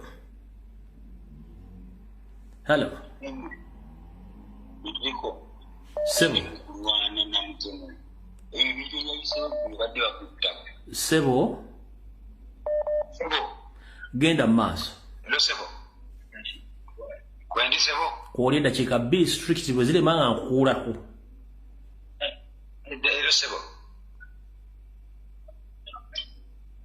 sebo kakati nze bampita ndi mulasita wakawempe wano nze omu kuba nze yawa president ekisiige kawempe kati nze mbadde musirifu ebbanga ddene naye eggulo mu maka gange sebo genda mu maaso kwoli kwendi sebo kati mbadde ngezaako ebbanga lino n'okugezaako okusirika naye kimpitiriddeko eggulu nalumbiddwa ababbi abatemu balina ebijambiya naye kisinga okwewuunyisa omuntu asiiba nga alabika ng'omwaka ku kyalo mukadde mukawempe ye yazze ewange ngakuta ebijambiya n'emiggo nga baŋŋamba emisango gye sitegeera mbadde njagala bannayuganda bategeere omuntu oyo kubanga eddoboozi lyange limanyiddwa mu kawempe n'ebibuga ebisukkawo mba nonyezebwa lwakubeera nga nakola ekikolwa ky'okuwa pulezidenti ekifaananyi kati omuntu ebadde anzita mulaga ensi kubanga mu kawempe bamumanyi otula olukadde buli wamu obwoyo okubeera ku ddukaduka kuba nanonebwako nemundu mwenda ewange kati essaawa eno oyo okudduka omusajja mubalage namukuwadde tica nze nkomyawo ndi mu kawempemu. Hello. Hello. Wanji nyabo. Yes, teacher. Dr. Carol. Anyabo. Kawaza otuweereza naye mbadde nina kye njagala okwogera. Mu 2023 awa security alert zijjukira period eyo awa security alert ku bakazi ab'embuto mu malwaliro. N'ogera ku kyensambya nti waliwo ebituufu bakola nti abaganda abakyala abagenda ozaala ezo omwana balina bye bamukola n'ogamba nnyo wewale nnyo ensambya ku hospital. Kati nga bw'omanyi akanyoomonyomo nze neesitula nagenda ensambya kozi mama waffe atuzalidde ensambya nagenda nenkola ensobi nagenda ensambya naye tica nzijjukira nali ndi ku 7 centimeters omusawo najja muwanvu mweru naye nga we description wetubanga tudescribing nga si kya tribalism nti muntu yalinga nga afaanana nga banyankole ne banzikiza najja nakuba omukono nagamba nti omwana ali mazima kyafu tugenda kusala yensonga gye bampa era bandiko ne bagamba 7 centimeters ntisi bakutegeka ekikola ebisa nagamba nedda ono wakusala omwana ali mazima kyafu ne banzikiriza wansi mu theatre benali nabo ne bandeka ne bagamba nti tebagenda tuuka wansi ne banvuga mu kagaali ne batwala wansi batuusa kagaali nzijjukira bandekawo nzekka omuntu yenna nga mukyala ngalabeko omuntu omukazi abeera ng'ali mu periodi y'ebisa si kirungi muleka yekka bandeka akagaali nga sayizi zonna tewali nti noba ogenda kwesigama eno ogenda kwesigama eno nasi nandekawo n'abasawo ne bandekawo nzijjukira akagaali keetambuza netuuka ekiseera nga nina kwekwata ku kisenge kutaasa bulamu ekisa kikusimba olina otaasa obulamu akagaali kagenda kukuba ekigo nasi bwe yajja namugayi naye mundese wano omuntu andiko mumugobye kwate nti andiko at least tajja nanyamba nagamba abasawo balina gwe bakya operatinga lindako natambula nagenda nengamba nenzijukira gundiyo nengamba akanyomonyoma akabaganda ekintaasa wabawo ttiimu y'abasawo abalala bajja nzijukira omusawo yaliko yali mukyala bali abakyala 3 n'omusajja omu bamuyita Hope nayomba nnyo nagamba this is unexpected mother kwaki bamulese wano biki nayomba nnyo because ebisanga bituuse banzije wagundi ku 7 centimeters banesa mu kakorida ndikonzeka they didn't care nali ngudde ekigo nekutte ku omanyinga zino pose nga kwenekutte naye nga ndikkatanda nsitamente asabulamu ne banyigiza theatre abo ttiimu y'abadokita bali bana baliko Dr. Hope kati oyo munyankole dokita najja n'akasajja akalala kali kampi kaddugavu era kati naye babandeta ebifaananyi I can identify them clearly ne bajja nga bano bandiko era Dr. Hope aba yakatuukako bwati nagamba aleka tumukuba omukono nagamba oli ku 9 centimeters bakuteekako ecupa y'ebisa ogenda zaala taka kusalibwa oli najja nakadokita akalala omunyankole gwegamba omwavu yali omweru n'akasajja akalala kampi kali awo munyankole like I'm sorry to say abanyankole naye that's a description I remember very clearly najja nabagamba this is my patient era she's going for a C-section ne bamugamba nedda this is our patient agenda zaala nomale nomuwala ali ku 9 centimeters nentuuka ekiseera nga abasawo bali kunkayanira nga ndekanirawo oyo Dr. Hope nagamba no you're not going to cut her agenda zaala nomale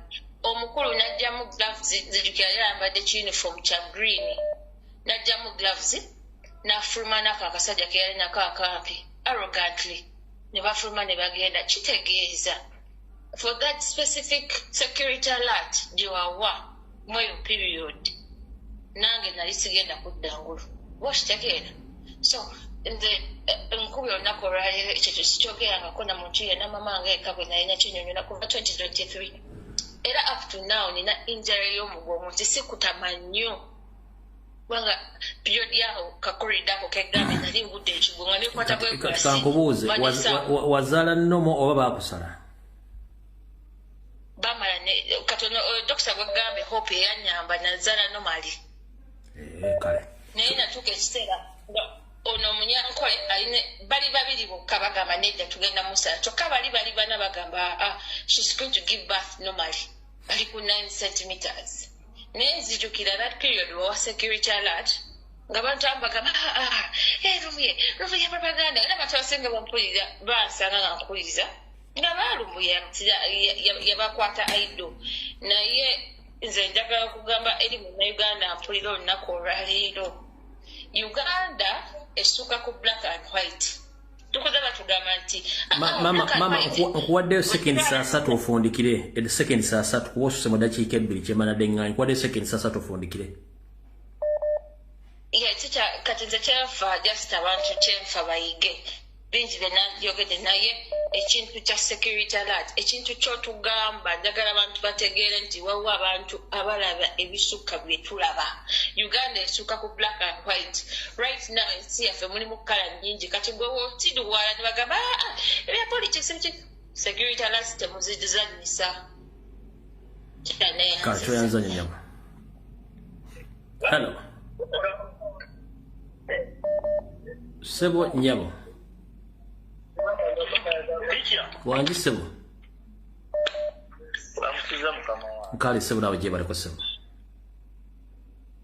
ata sinzidde kabale bugonzi wano esebo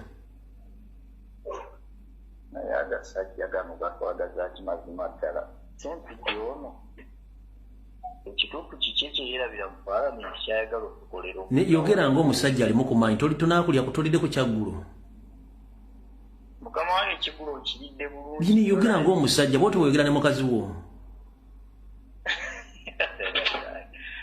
kale taata kanyongeremu yongeramu ku ddoboozi yanguwa kakati mukama wange bakubalasuka abasajja bano balina ekintu kye batukola eno tulina olububuuto lwa lwera olwo okugenda paka eri ondowooza omanyiyo mu mazigo omusajja oyo sempi gye yatukwata abaali balimirayo ffenna n'aleeta basajja be ne batugoba kati batandise okuzimbayo bikampuni byabwe era baatuwadde ennaku z'omwezi nga lumu ogwokusatu obutaddamu kusangayo muntu n'omu n'amagye batandise okuyiwa mukama wange bye byange ebyo kati ojja kunkolerayo ka vidiyo kampere mu inbox yange ndaga abantu we balinyo ssebo kale taata hallo Professor Nkulamusiza Sebo nange bwe ntyo ssebo oli otya ssebo nkomyewo olulimbadde nkuddeko ngambye esookenzeeko ku katono njita mu bwangu ngaloga musanji wo okusookera ddala ngenda kwogera ku banange njagala kwogera ku faado yakwatibwe gwe bawambye Masaka eyo badde njagala kusaba abantu abali e Masaka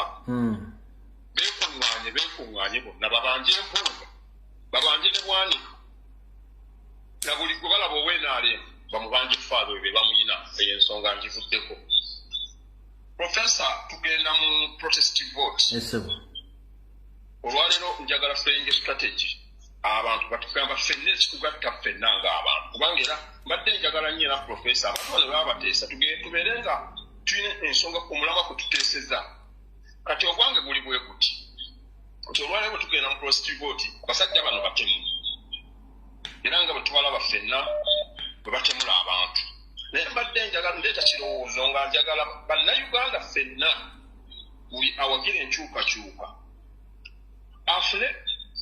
afune flag ya Bungereza oba ne ya Amerika tugatteko ne flag eyaffe zibeere flag 3 bwe tumala okulonda butti nga tugenze mu luguudo lwaffe buli omu akwate fulaga ze 3 ng'awanise fulaga ya Amerika awanise eya Bungereza awanise n'eyaffe atambula butambuzi nkakasa Omumerika bw'alaba omuntu nga omusirikale ng'akuba omuntu oba essasi ng'akutte fulaga ye oba Omungereza n'abalala bonna oba kutte ya Germany oba yaawa nga tuziwanise bwe tuti nze ndowooza kyandibadde ekyokuwanisa kyaffe ku nsonga eyo baffe tetulina mundu tetugenda kukwata amajambiya naye nze mbadde nsaba okulaga naffe bannayuganda nga babona ogamba nti kati waliwo abagenda abali ebweru abali take abaliwa namwe mujja kuwanika ze mulaba muwanise naye nze nsaba buli munnayuganda waali agule anoonye fulaga ya Amerika anoonye fulaga ya Bungereza oba neya Germany obengozi mu kaseera kali buli omu aveeyo fulaga ze ng'azikutte aziwanise kakati bali batandika okutukubamu amasasi olw'okuba tukutte fulaga ezo profesa ndowooza ensi ekuwulira ssebo ndowooza nti ensi yonna ejja kulaba nti omuntu awanise fulaga atalina yadde akaggo yadde akaso yadde ki ndowooza mujja kubaamu n'abanaakwatibwa ensonyi omusirikale ayinza okukwatibwa ensonyi akuba omuntu omugga awanise fulaga ze bw'ati talina kyakoze Omumerika alengere ng'omuntu omukuba awanise fulaga alwanirira eddembe lye ndowooza bayinza okujja otuyambako ku nsonga eyo naye mbadde nsaba buli munnayuganda yenna nga wagira enkyukakyuka sala amagezi noonya fulaga eya Amerika noonya eya Bungereza oba noonya neya Germany mukase ozitereke osirike ebyokulwanyisa tuyinza okubeera nabyo nga pulezidenti bwe yaleeta nti kwata fulaga ya Uganda bw'ogiwanika bwoti kati ebyo tebakyagiwa kitiibwa ndowooza kubanga obalaba bakuba abantu emiggo waliwo gwe nalayo gwe basindisa ali ku piki yeesibye fulaga yaffe eya Uganda omusajja n'abeeri n'amusindika n'ekiggo n'agweri toyanzizanya sera kati nze ndowooza bwe tunaayongerako fulaga ezo profesa kiyinza otuyambako w'olabye otya mukama wange amagezi gakuba munno ago amagezi go gawadde era bannansi bajja gadisikasinga kunze sobola kuwakanya byeyogedde wadde obikwata kubanga endowooza yo toyanza Joseph alhamdulillah hello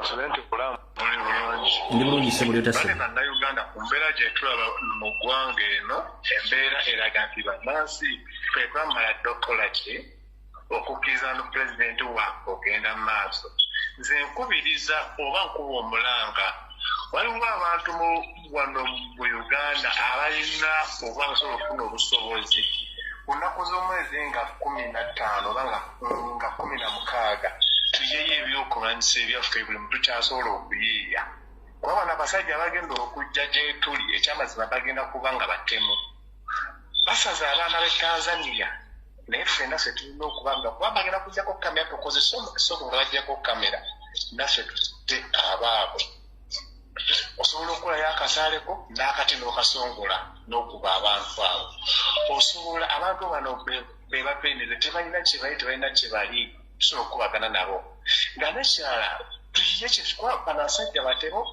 balwanyi naffe omugenda ku busobozi obw'emmundu n'atetenkanya ku kyo bannange kino ekintu tulwane bwe nasajja bwe bakube tebagenda kusoboka bino byakalulu banezeze kinadde enteesa simanyi obeera kikaza nga ebirizweddeyo naye tica mukama kutuwere omukisa okuba nga okusomesezza byonna byonna byetulaba mu ggwanga obudde buno amiina ssebo naye mukama akunkuumire bw'alaba yonna akutwale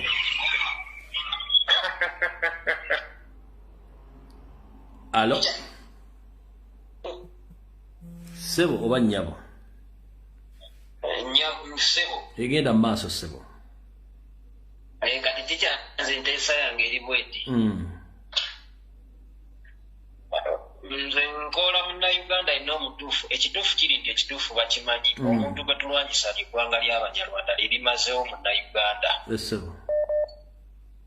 era tulina okulwana okulaba nga tubagoba bave mu nsi yaffe ekyokubiri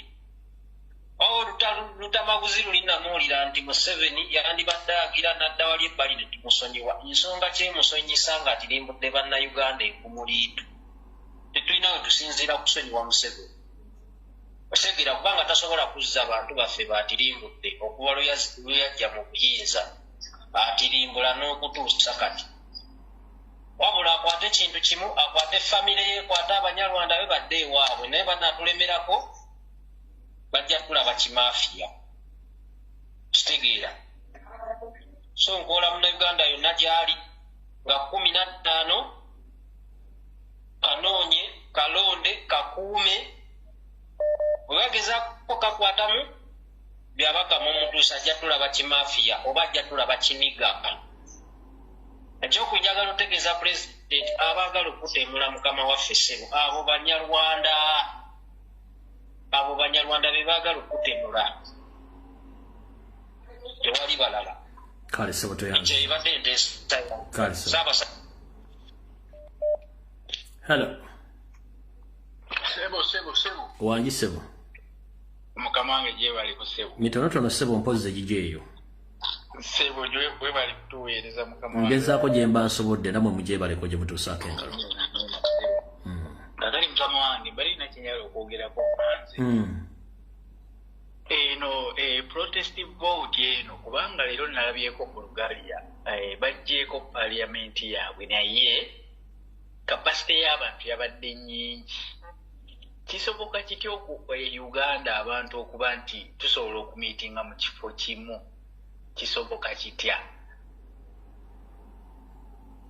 gwe nga gwe mu busobozi bali mu nsi z'abazungu gwolooza kisoboka kitya kubanga olinga akibuuza nze gwe kisoboka kitya kaagati tija tusobola tutya okumiitinga netugamba nti oke kiggwera Kampala kubanga nze kyendabyeko leero ku Lugaliya babadde ddala abantu bayitirivu bonna palamenti neepaako bagijjeeko naye maasi y'abantu kati singa tusobola okukikola ekyo nga ffe Uganda naffe tusobola kuba nti Masaka protest vote ebaddeyo Jinja awo tetugenda kusobola kujjako musajja kati gwe enteekateeka ye eriki mukama wange enteekateeka yange singa akalulu ko tugenda kukagendamu naye singa akalulu kaggwa protest vote neba nga tugitadde mu kifo kimu ffenna ku miitinga Kampala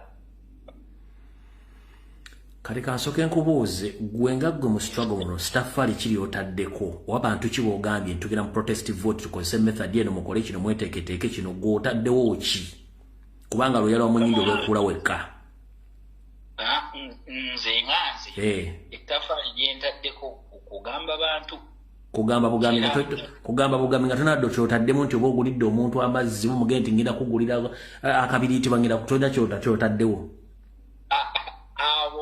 awo okukozi tugenda kuteeka mu ssente mukama wange kati ngenda kuga muganda wange luyala lwa munyindo osooka ddwekuula wekka bwe lukulemera olwokaogende ewa mukuuzi ngenda kukusaba protest vote sooka ogifumbe mu mutwe gwe bwandiyagadde obeere nga bw'oyambala amasuuti go n'ogenda okukwana omukazi n'omuli ebigambo ebiwoomeekereza eby'obulimba byonna n'ebifu n'omutwala sooka ofumbe protest vote mu mutwe gwo method yonna nga bw'ogirina ogigamba omulala ogimuguze bwe munawera abantu 10 kiba kitegeeza buli muntu bw'afuna abantu 10 balina same plan ne same method protest vote ejja kuba etandika butandisi mukama akunkuumire ssebo ya kale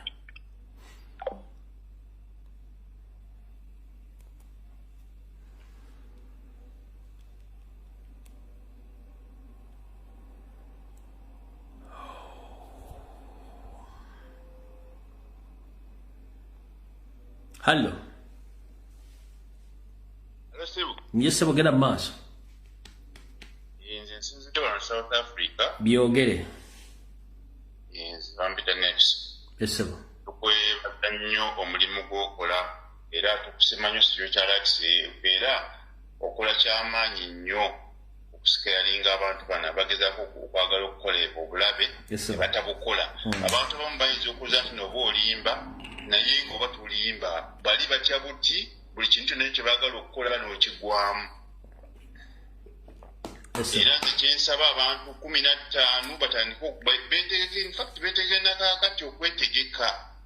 Aguze asidi amugule, aguze petroli amugule, ekibiiri kiba wakigamba bakigule kubanga ekintu kino kye tuliko essaawa zino kyakwenunula oba Uganda esaana tunaazimba empya kuba abasajja batutatanye ononye buli kintu neyanza nnyo neyanza egene abala bateese wale kuita mbwangu muganda wange kale so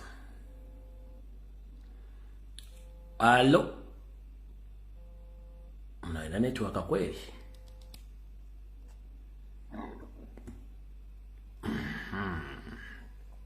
esimu nzigule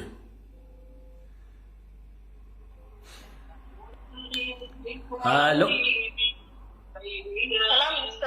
wanji nyabo nange bwentyo munnange kyebaleko gy'otuusaako engalo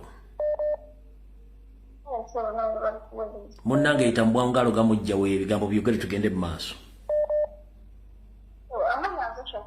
enyabo naye yogeza mu maanyi yongeza ku ddoboozi ng'ayomba ne mujja oba ne mulirwanaawo tugende mu maaso nebaza nnyo bakomiti baffe bonna buli omu gye yasingidde okulabira yasingidde mwena mbebaza Mr. President nkwebaza nnyo omulimu gw'okola kuba bingi ebyokuwa bingi byoleeta ne bisazaamu ekiba tugenda okutuukawo nkwebaza nnyo omulimu ogwo mukama akutubalire enyabo kyenyinza okugamba nti kugenda mu kwefaako bakwenguula bino tekiriko mbusimanya kijja kuba kya bulungi mukulowooza okwange so namulowoozeza nti naffe ngaokwefaako fulaga tekisookera ddala buli omu yali baddekanye okuba mu fulaga eye uganda nga gikutte mu ngalo anyabo naye wayogerako emabega kaawe kyekibiriiti era nze nakuteerako tiiku era nze nyongera okunga abantu nti bannaye tubeere mukono ebibiriiti mu nsawo ekyokubiri bajja kuteekako efuliro kulina okwebeerera mu butya beeramu katulisi ne kasituleza kakamulabi akaamazi abakolako efujjo oba akola ku munno efujjo tubeere mu gurupu abakolako efujjo oba ku munno efujjo atulisi akusula ekiyaga naawe atulisi omutwirako ekintu mu maaso naye akitulire kuba tuli mu kwerwanako kyayi nabo bagenda kwegattako nga pulezidenti wakyogera naye naffe tulina okwemumula kati tuliko enyama naye ngaomusajja ensi yagifunga kale nyama nebaza nnyo abatambula ne pulezidenti bonna beebale nnyo beebale ddala nebaziza abaana abataddemu abayambyeko baganda basaabo bannyinaffe bonna mwebale nnyo mukama akibamalire kale nyama toyanziza halo sebo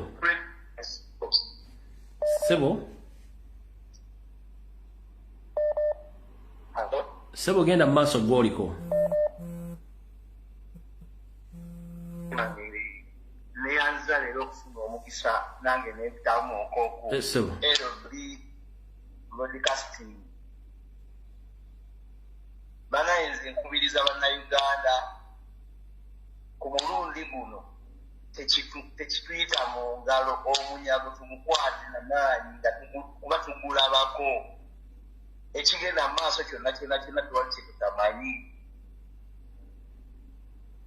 abakuba sitwitaala ati abo bomba tumiddeko era abagamba nti ekyo kyemukola mwebuuzeeko ku Saddamani Makeni kyamutuuseeko munansonyiwa bwayatuuse okujulira ebigambo bya tikyalunguye naye nga talina bwakifulumya kuba ebintu ye kenyini yayagala akuba ekyo naye nga tikya nsiima nnyo nsimbidde ddala nange ninayo omulimu nga gwenkola eyo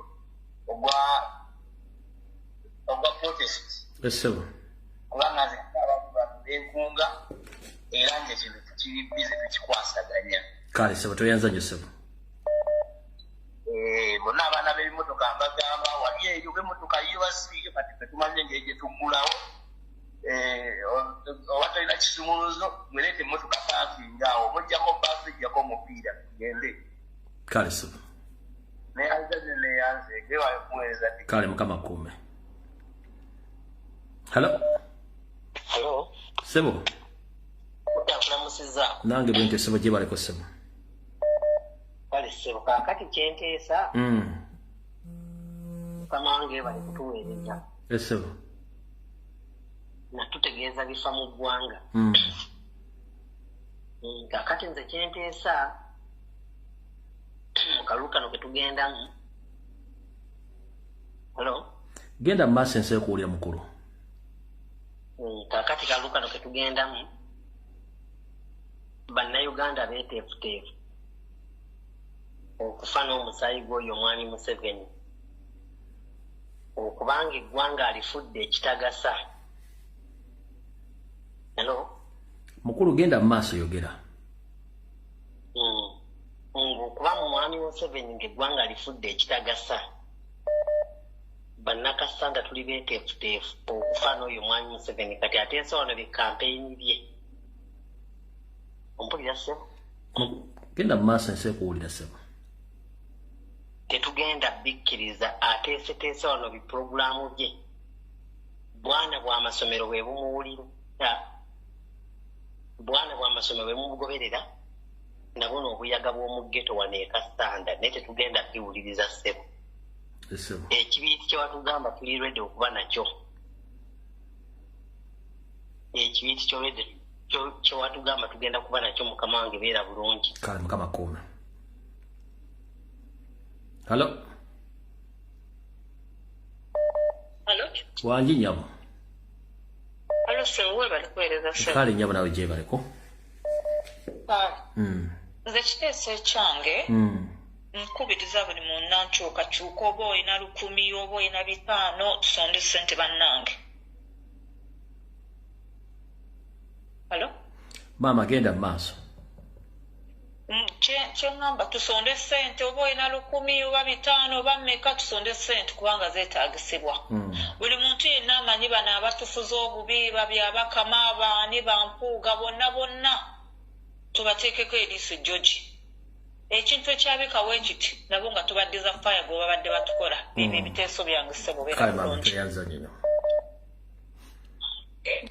Hello? Hello? Hello? Mukulu? Sebo? Genda mu maaso mukulu. Kale sebo nawe je baleko. Akati webale okutuweereza webale okutusomesa waliwo akantu kembadde nsaba nsookereko okatuyisizeemu katundu kano ak'abantu abagenda okubanga bagenda kukwata obululu wano mu kubala nga bwawukana mu kubala obululu wano nga bwawukana nti Museveni Bobi Wine abantu abo abaffe bennyini abagenda okukwata obululu bwaffe tuteekeddwa okubeera nti twegendereza nnyo naddala okubateekako amaaso olw'ensonga nti tetusobola kumanya wadde okwesiga akaseera ako okuva emabega omuntu ayinza otereka ekintu kyemuli naye nga agenda kujja ng'amaze okukwata obululu abukutte wano wetububalira weŋŋamba ajje obululu oba mu jaketi oba muki nkusaba ompisizeemu nnyo abantu abo kuba bwe tuba tubala obululu abantu abo tubayisaako amaaso naye nga tomanyi omulabe yaani kubanga olina ekizampo gye watuwaako n'ogamba nti omuntu ayinza okujja mu muzannyo naye nga zaabalaga ekituufu naye ku nkomerero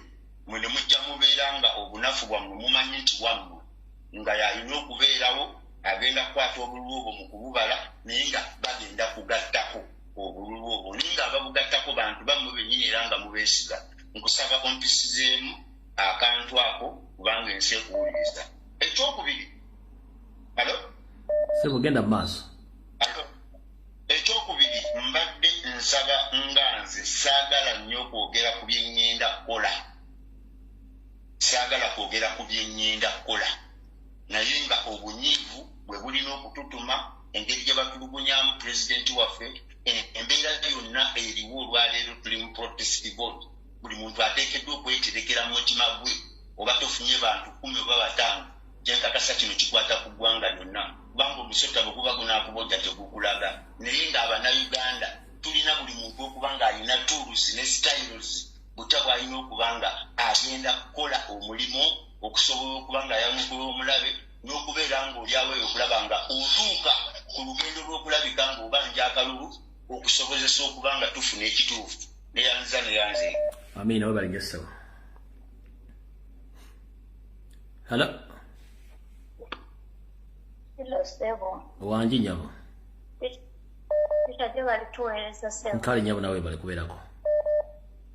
Banaye nzirika njogera olusoga lwenya kuba kimanyi kuliko abasoga bangi nnyo mwe bali kulwana era mwe bali kulwanira irala basoga banange mbakunga nze bandeta Maimuna mbakunga banange ekintu kye tulina okukola tulina okuziba enguudo kuba bano abantu bo mwedukire baguze bumotoka byaka biki obulijjo okubanga buteteganya ebyokulwanisa balina bimotoka birijja kubanga birumuka bireno so nze ekiteese kyange kikoba nti okuziba enguudo kintu kikulu ino eno wetulumba enguudo wetuziba n'ekibiriti kyaife wale kuba ife tuzira kyetufiirwa abasoga mbeeta musituke gye muli mwena wegaite kuba naife omusaada tumutwale kuba atutamye awo enkomye tiica nga webali kukuweereza webale ne webalire irala era twongera okusaba Oweekitiibwa Katonda akutukuumire kuba twidde nga tukuwuliriza okuva biryesebo. Kale. Hello. Hello. Sebo gwaliko. Kwa teacher. Naamina nange bwente sebo gye baliko sebo. Dale sebo. Nze njagala kunga bana Uganda bannange n'okwongera okubagumya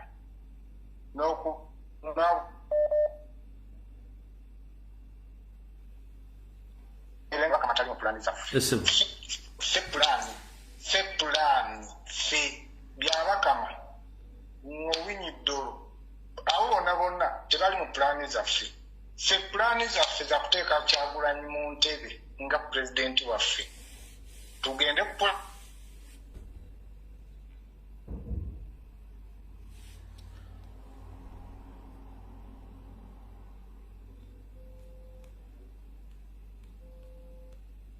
Hello.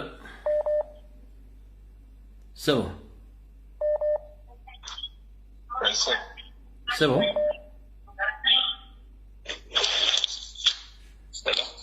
Sebo genda maaso. Ono mukulu Lumbwe. Yenze sebo genda maaso. Ono Moses Katazanga asinzidde South Africa. Yes sebo. Ndekimba ngamba bannayuganda kitunokola. Fena tumobilizing ebitundu bya Uganda byonna tuveyo omulundi gumu tukikole ennaku newezibeera ttaano ekisooka abo abantu bonna abali mu Uganda abali mu magi bagwira omugwira asobola kulwanira ku ground n'awangula bakimanyi ne bali mu nsi nkyamu kijja kuba kyangu nnyo ne mundu bajja zisula bagende sala kutwala budde buwanvu abala bateese akume toyanza yoso. Yes.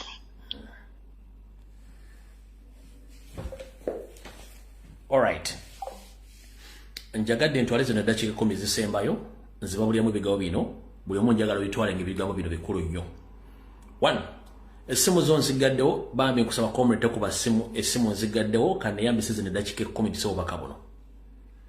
Era njagala mbuulize bulungi nnyo. Mu nteekateeka kye tugendamu ey'okulonda akalulu tukimanyi bulungi nnyo lunye nti ennamba tugirina era akalulu twakawangudde dda ne Museveni akimanyi. Tubawadde embalirira tubawadde buli kimu ne mukitegeera nti obululu twabuwangudde dda. Wabula liifiri aliwo okuba nti alangirira awangudde liifiri yo n'asiba akapapula ate akasibira ku mukamwe Museveni. So liifiri wa sports betting owulira bw'otegeera nti liifiri wa sports betting naye ng'ate okimanyi wawangudde kikyogenda okukola olina okunoonya engeri gy'obanjamu ssente zo z'akapapula kewazikoze ekikuwasibye.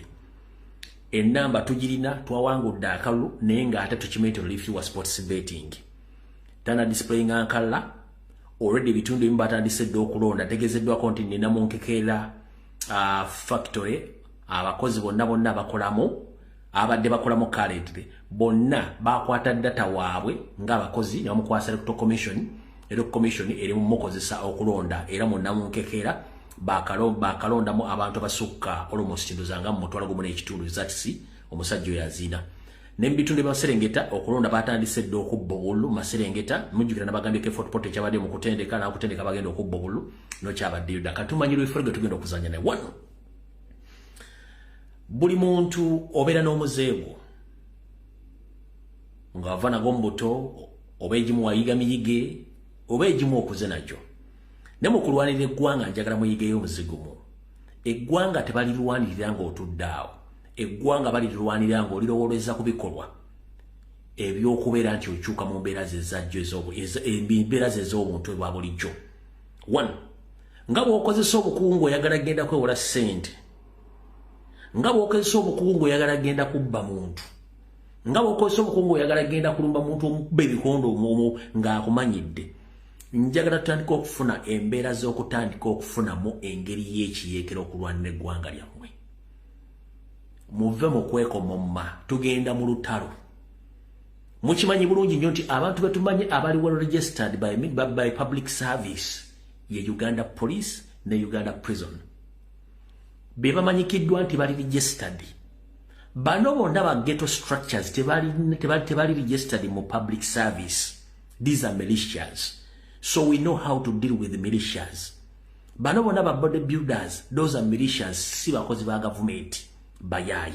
So muyino okumanya mugenda tandika muti olutalo odwanganga 1. Olutalo lutandika 15 January 2026 terutandika kati. Eria beteseteso tandika olutalo no ngabe nabasomedde olunaku lwajjo. Fabo tetubamanyi. Commander 001 yatugamba nga 15 January 2026 otandika olutalo no. Ogenda dutandika otya. 1. Ensazi singo bonjize nodde nga teziyise makoti. Enamba y'abantu bwe buyinza bw'abantu. Enamba obungi bw'abantu bwe buyinza bw'abantu tebumanyi na muntu. Nchiddamu enamba y'obungi bw'abantu temanyi muntu. Museveni aguze mundu naye mundu abantu tebamanyi mundu. N'abakutte mundu banna Uganda banyigirizibwa nakuba tebasobola kugamba. Mukunga abantu bammwe. Mukunga abantu bammwe. Tugenda mu lutalo kununula ggwanga. N'abatufutubaddeko bakimanyi nti bannansi batukooye. Kyovola nti bakuliyetinze obubinja osobola kunga nti omuntu waga nti alina amaanyi alina obuwagizi okuliyetinga milishiya. Gubulyo tonnakyebuuza. Ongamba otya you are very powerful. Oyina support ng'okuliyetinga militia groups. Ng'okimanyi bulungi nti police eri under public service, prison eri under public service, n'okuliyetinga militia groups ng'oga nti oyina support. Ongamba otya nti osomba abantu okubajja mu district 10 kola n'alemu n'oga nti oyina abantu. Ongamba otya nti oyina abantu nga ne bwatutte kulale bakyakubanja se tunazisasula. Kitegeeza tulwana abantu abaagwedda nenga bagenda kozesa ki? Maanyi na kutiisa. Naye okutiisa tossa konna kukoma ku nnamba y'abantu ng'esituse. Okutiisa kukoma ku nnamba y'abantu ng'esituse. Ffe tetwetaaga abantu bangi, twetaaga akakadaaka kamu ak'abantu. Oyo Nyando Soferi ne bane batebaliiwo. Twetaaga akakadde kamu ak'abantu Nyando Soferi abataliiwo.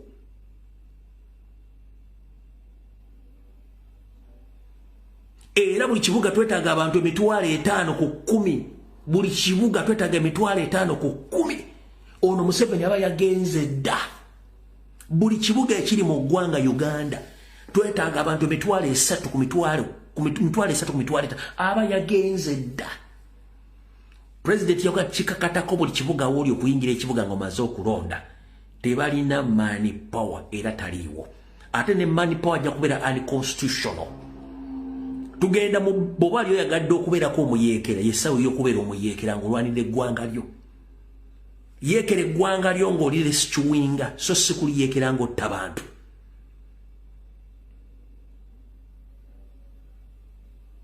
Takyalina gwatiisa kubanga akimanya ayidde. Kirongera kibajjukiza.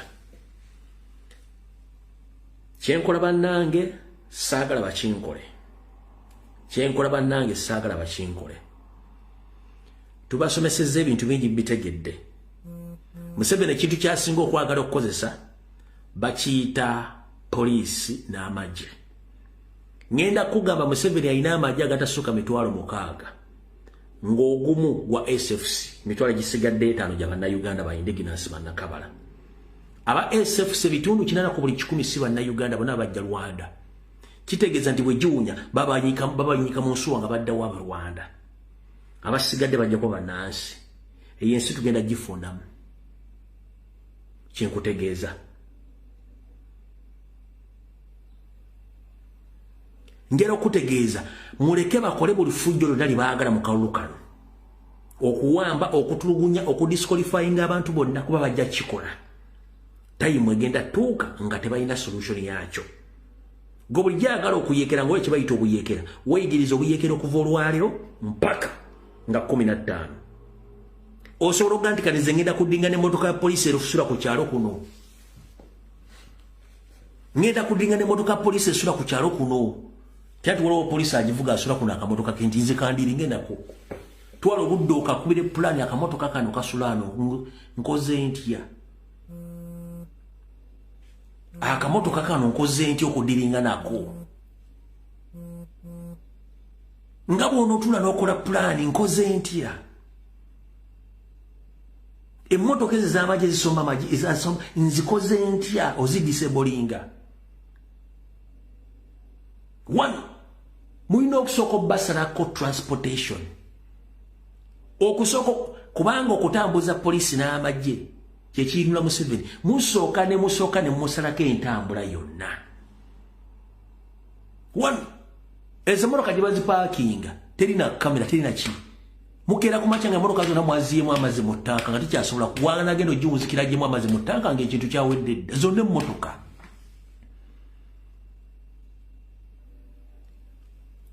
gwirako emmotoka nti kano akamotoka ka poliisi kasulwano ngenda kayiwamu amazzi mu ttanka ngenda kuza omwezi 14 agenda okukasimbula ku makya nga tekakyasobola kutwala omusirikale n'omu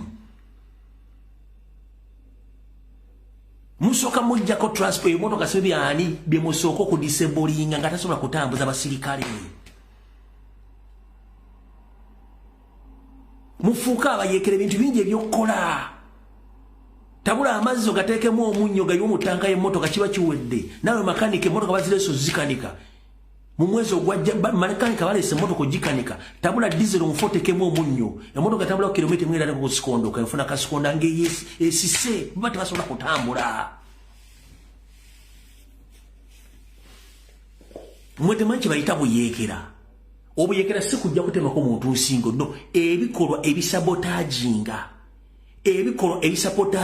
omulabe obutatambula kweyongera maaso kye bakiyita sabotaagi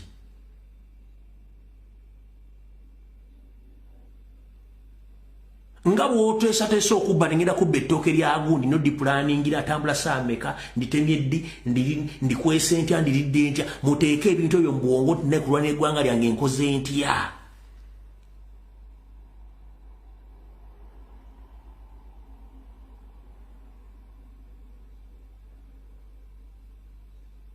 omusajja tiyagaasi abuweddeko n'obutya tiyagaasi gwotakimanyi nti bw'okwata kamula liwo empeka entono n'omusiika bulungi nnyo n'omuteeka mu konteyina yo ng'ayokya abasajja abo nene omumakasukira mu bbanga tewali asigala wa poliisi asigala waako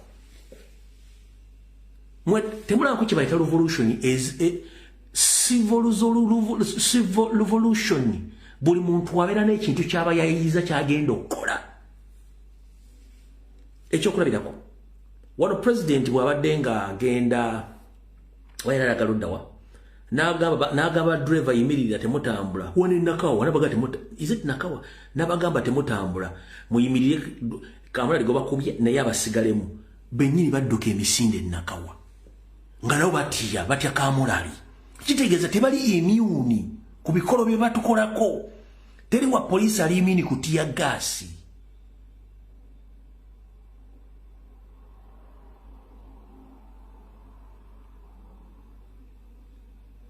muganda wange njala kugamba ekigambo kino bw'otaatandike kuyiyiza butya bw'ogenda kusevinga ggwanga lyo ebiddako byonna totokaabirira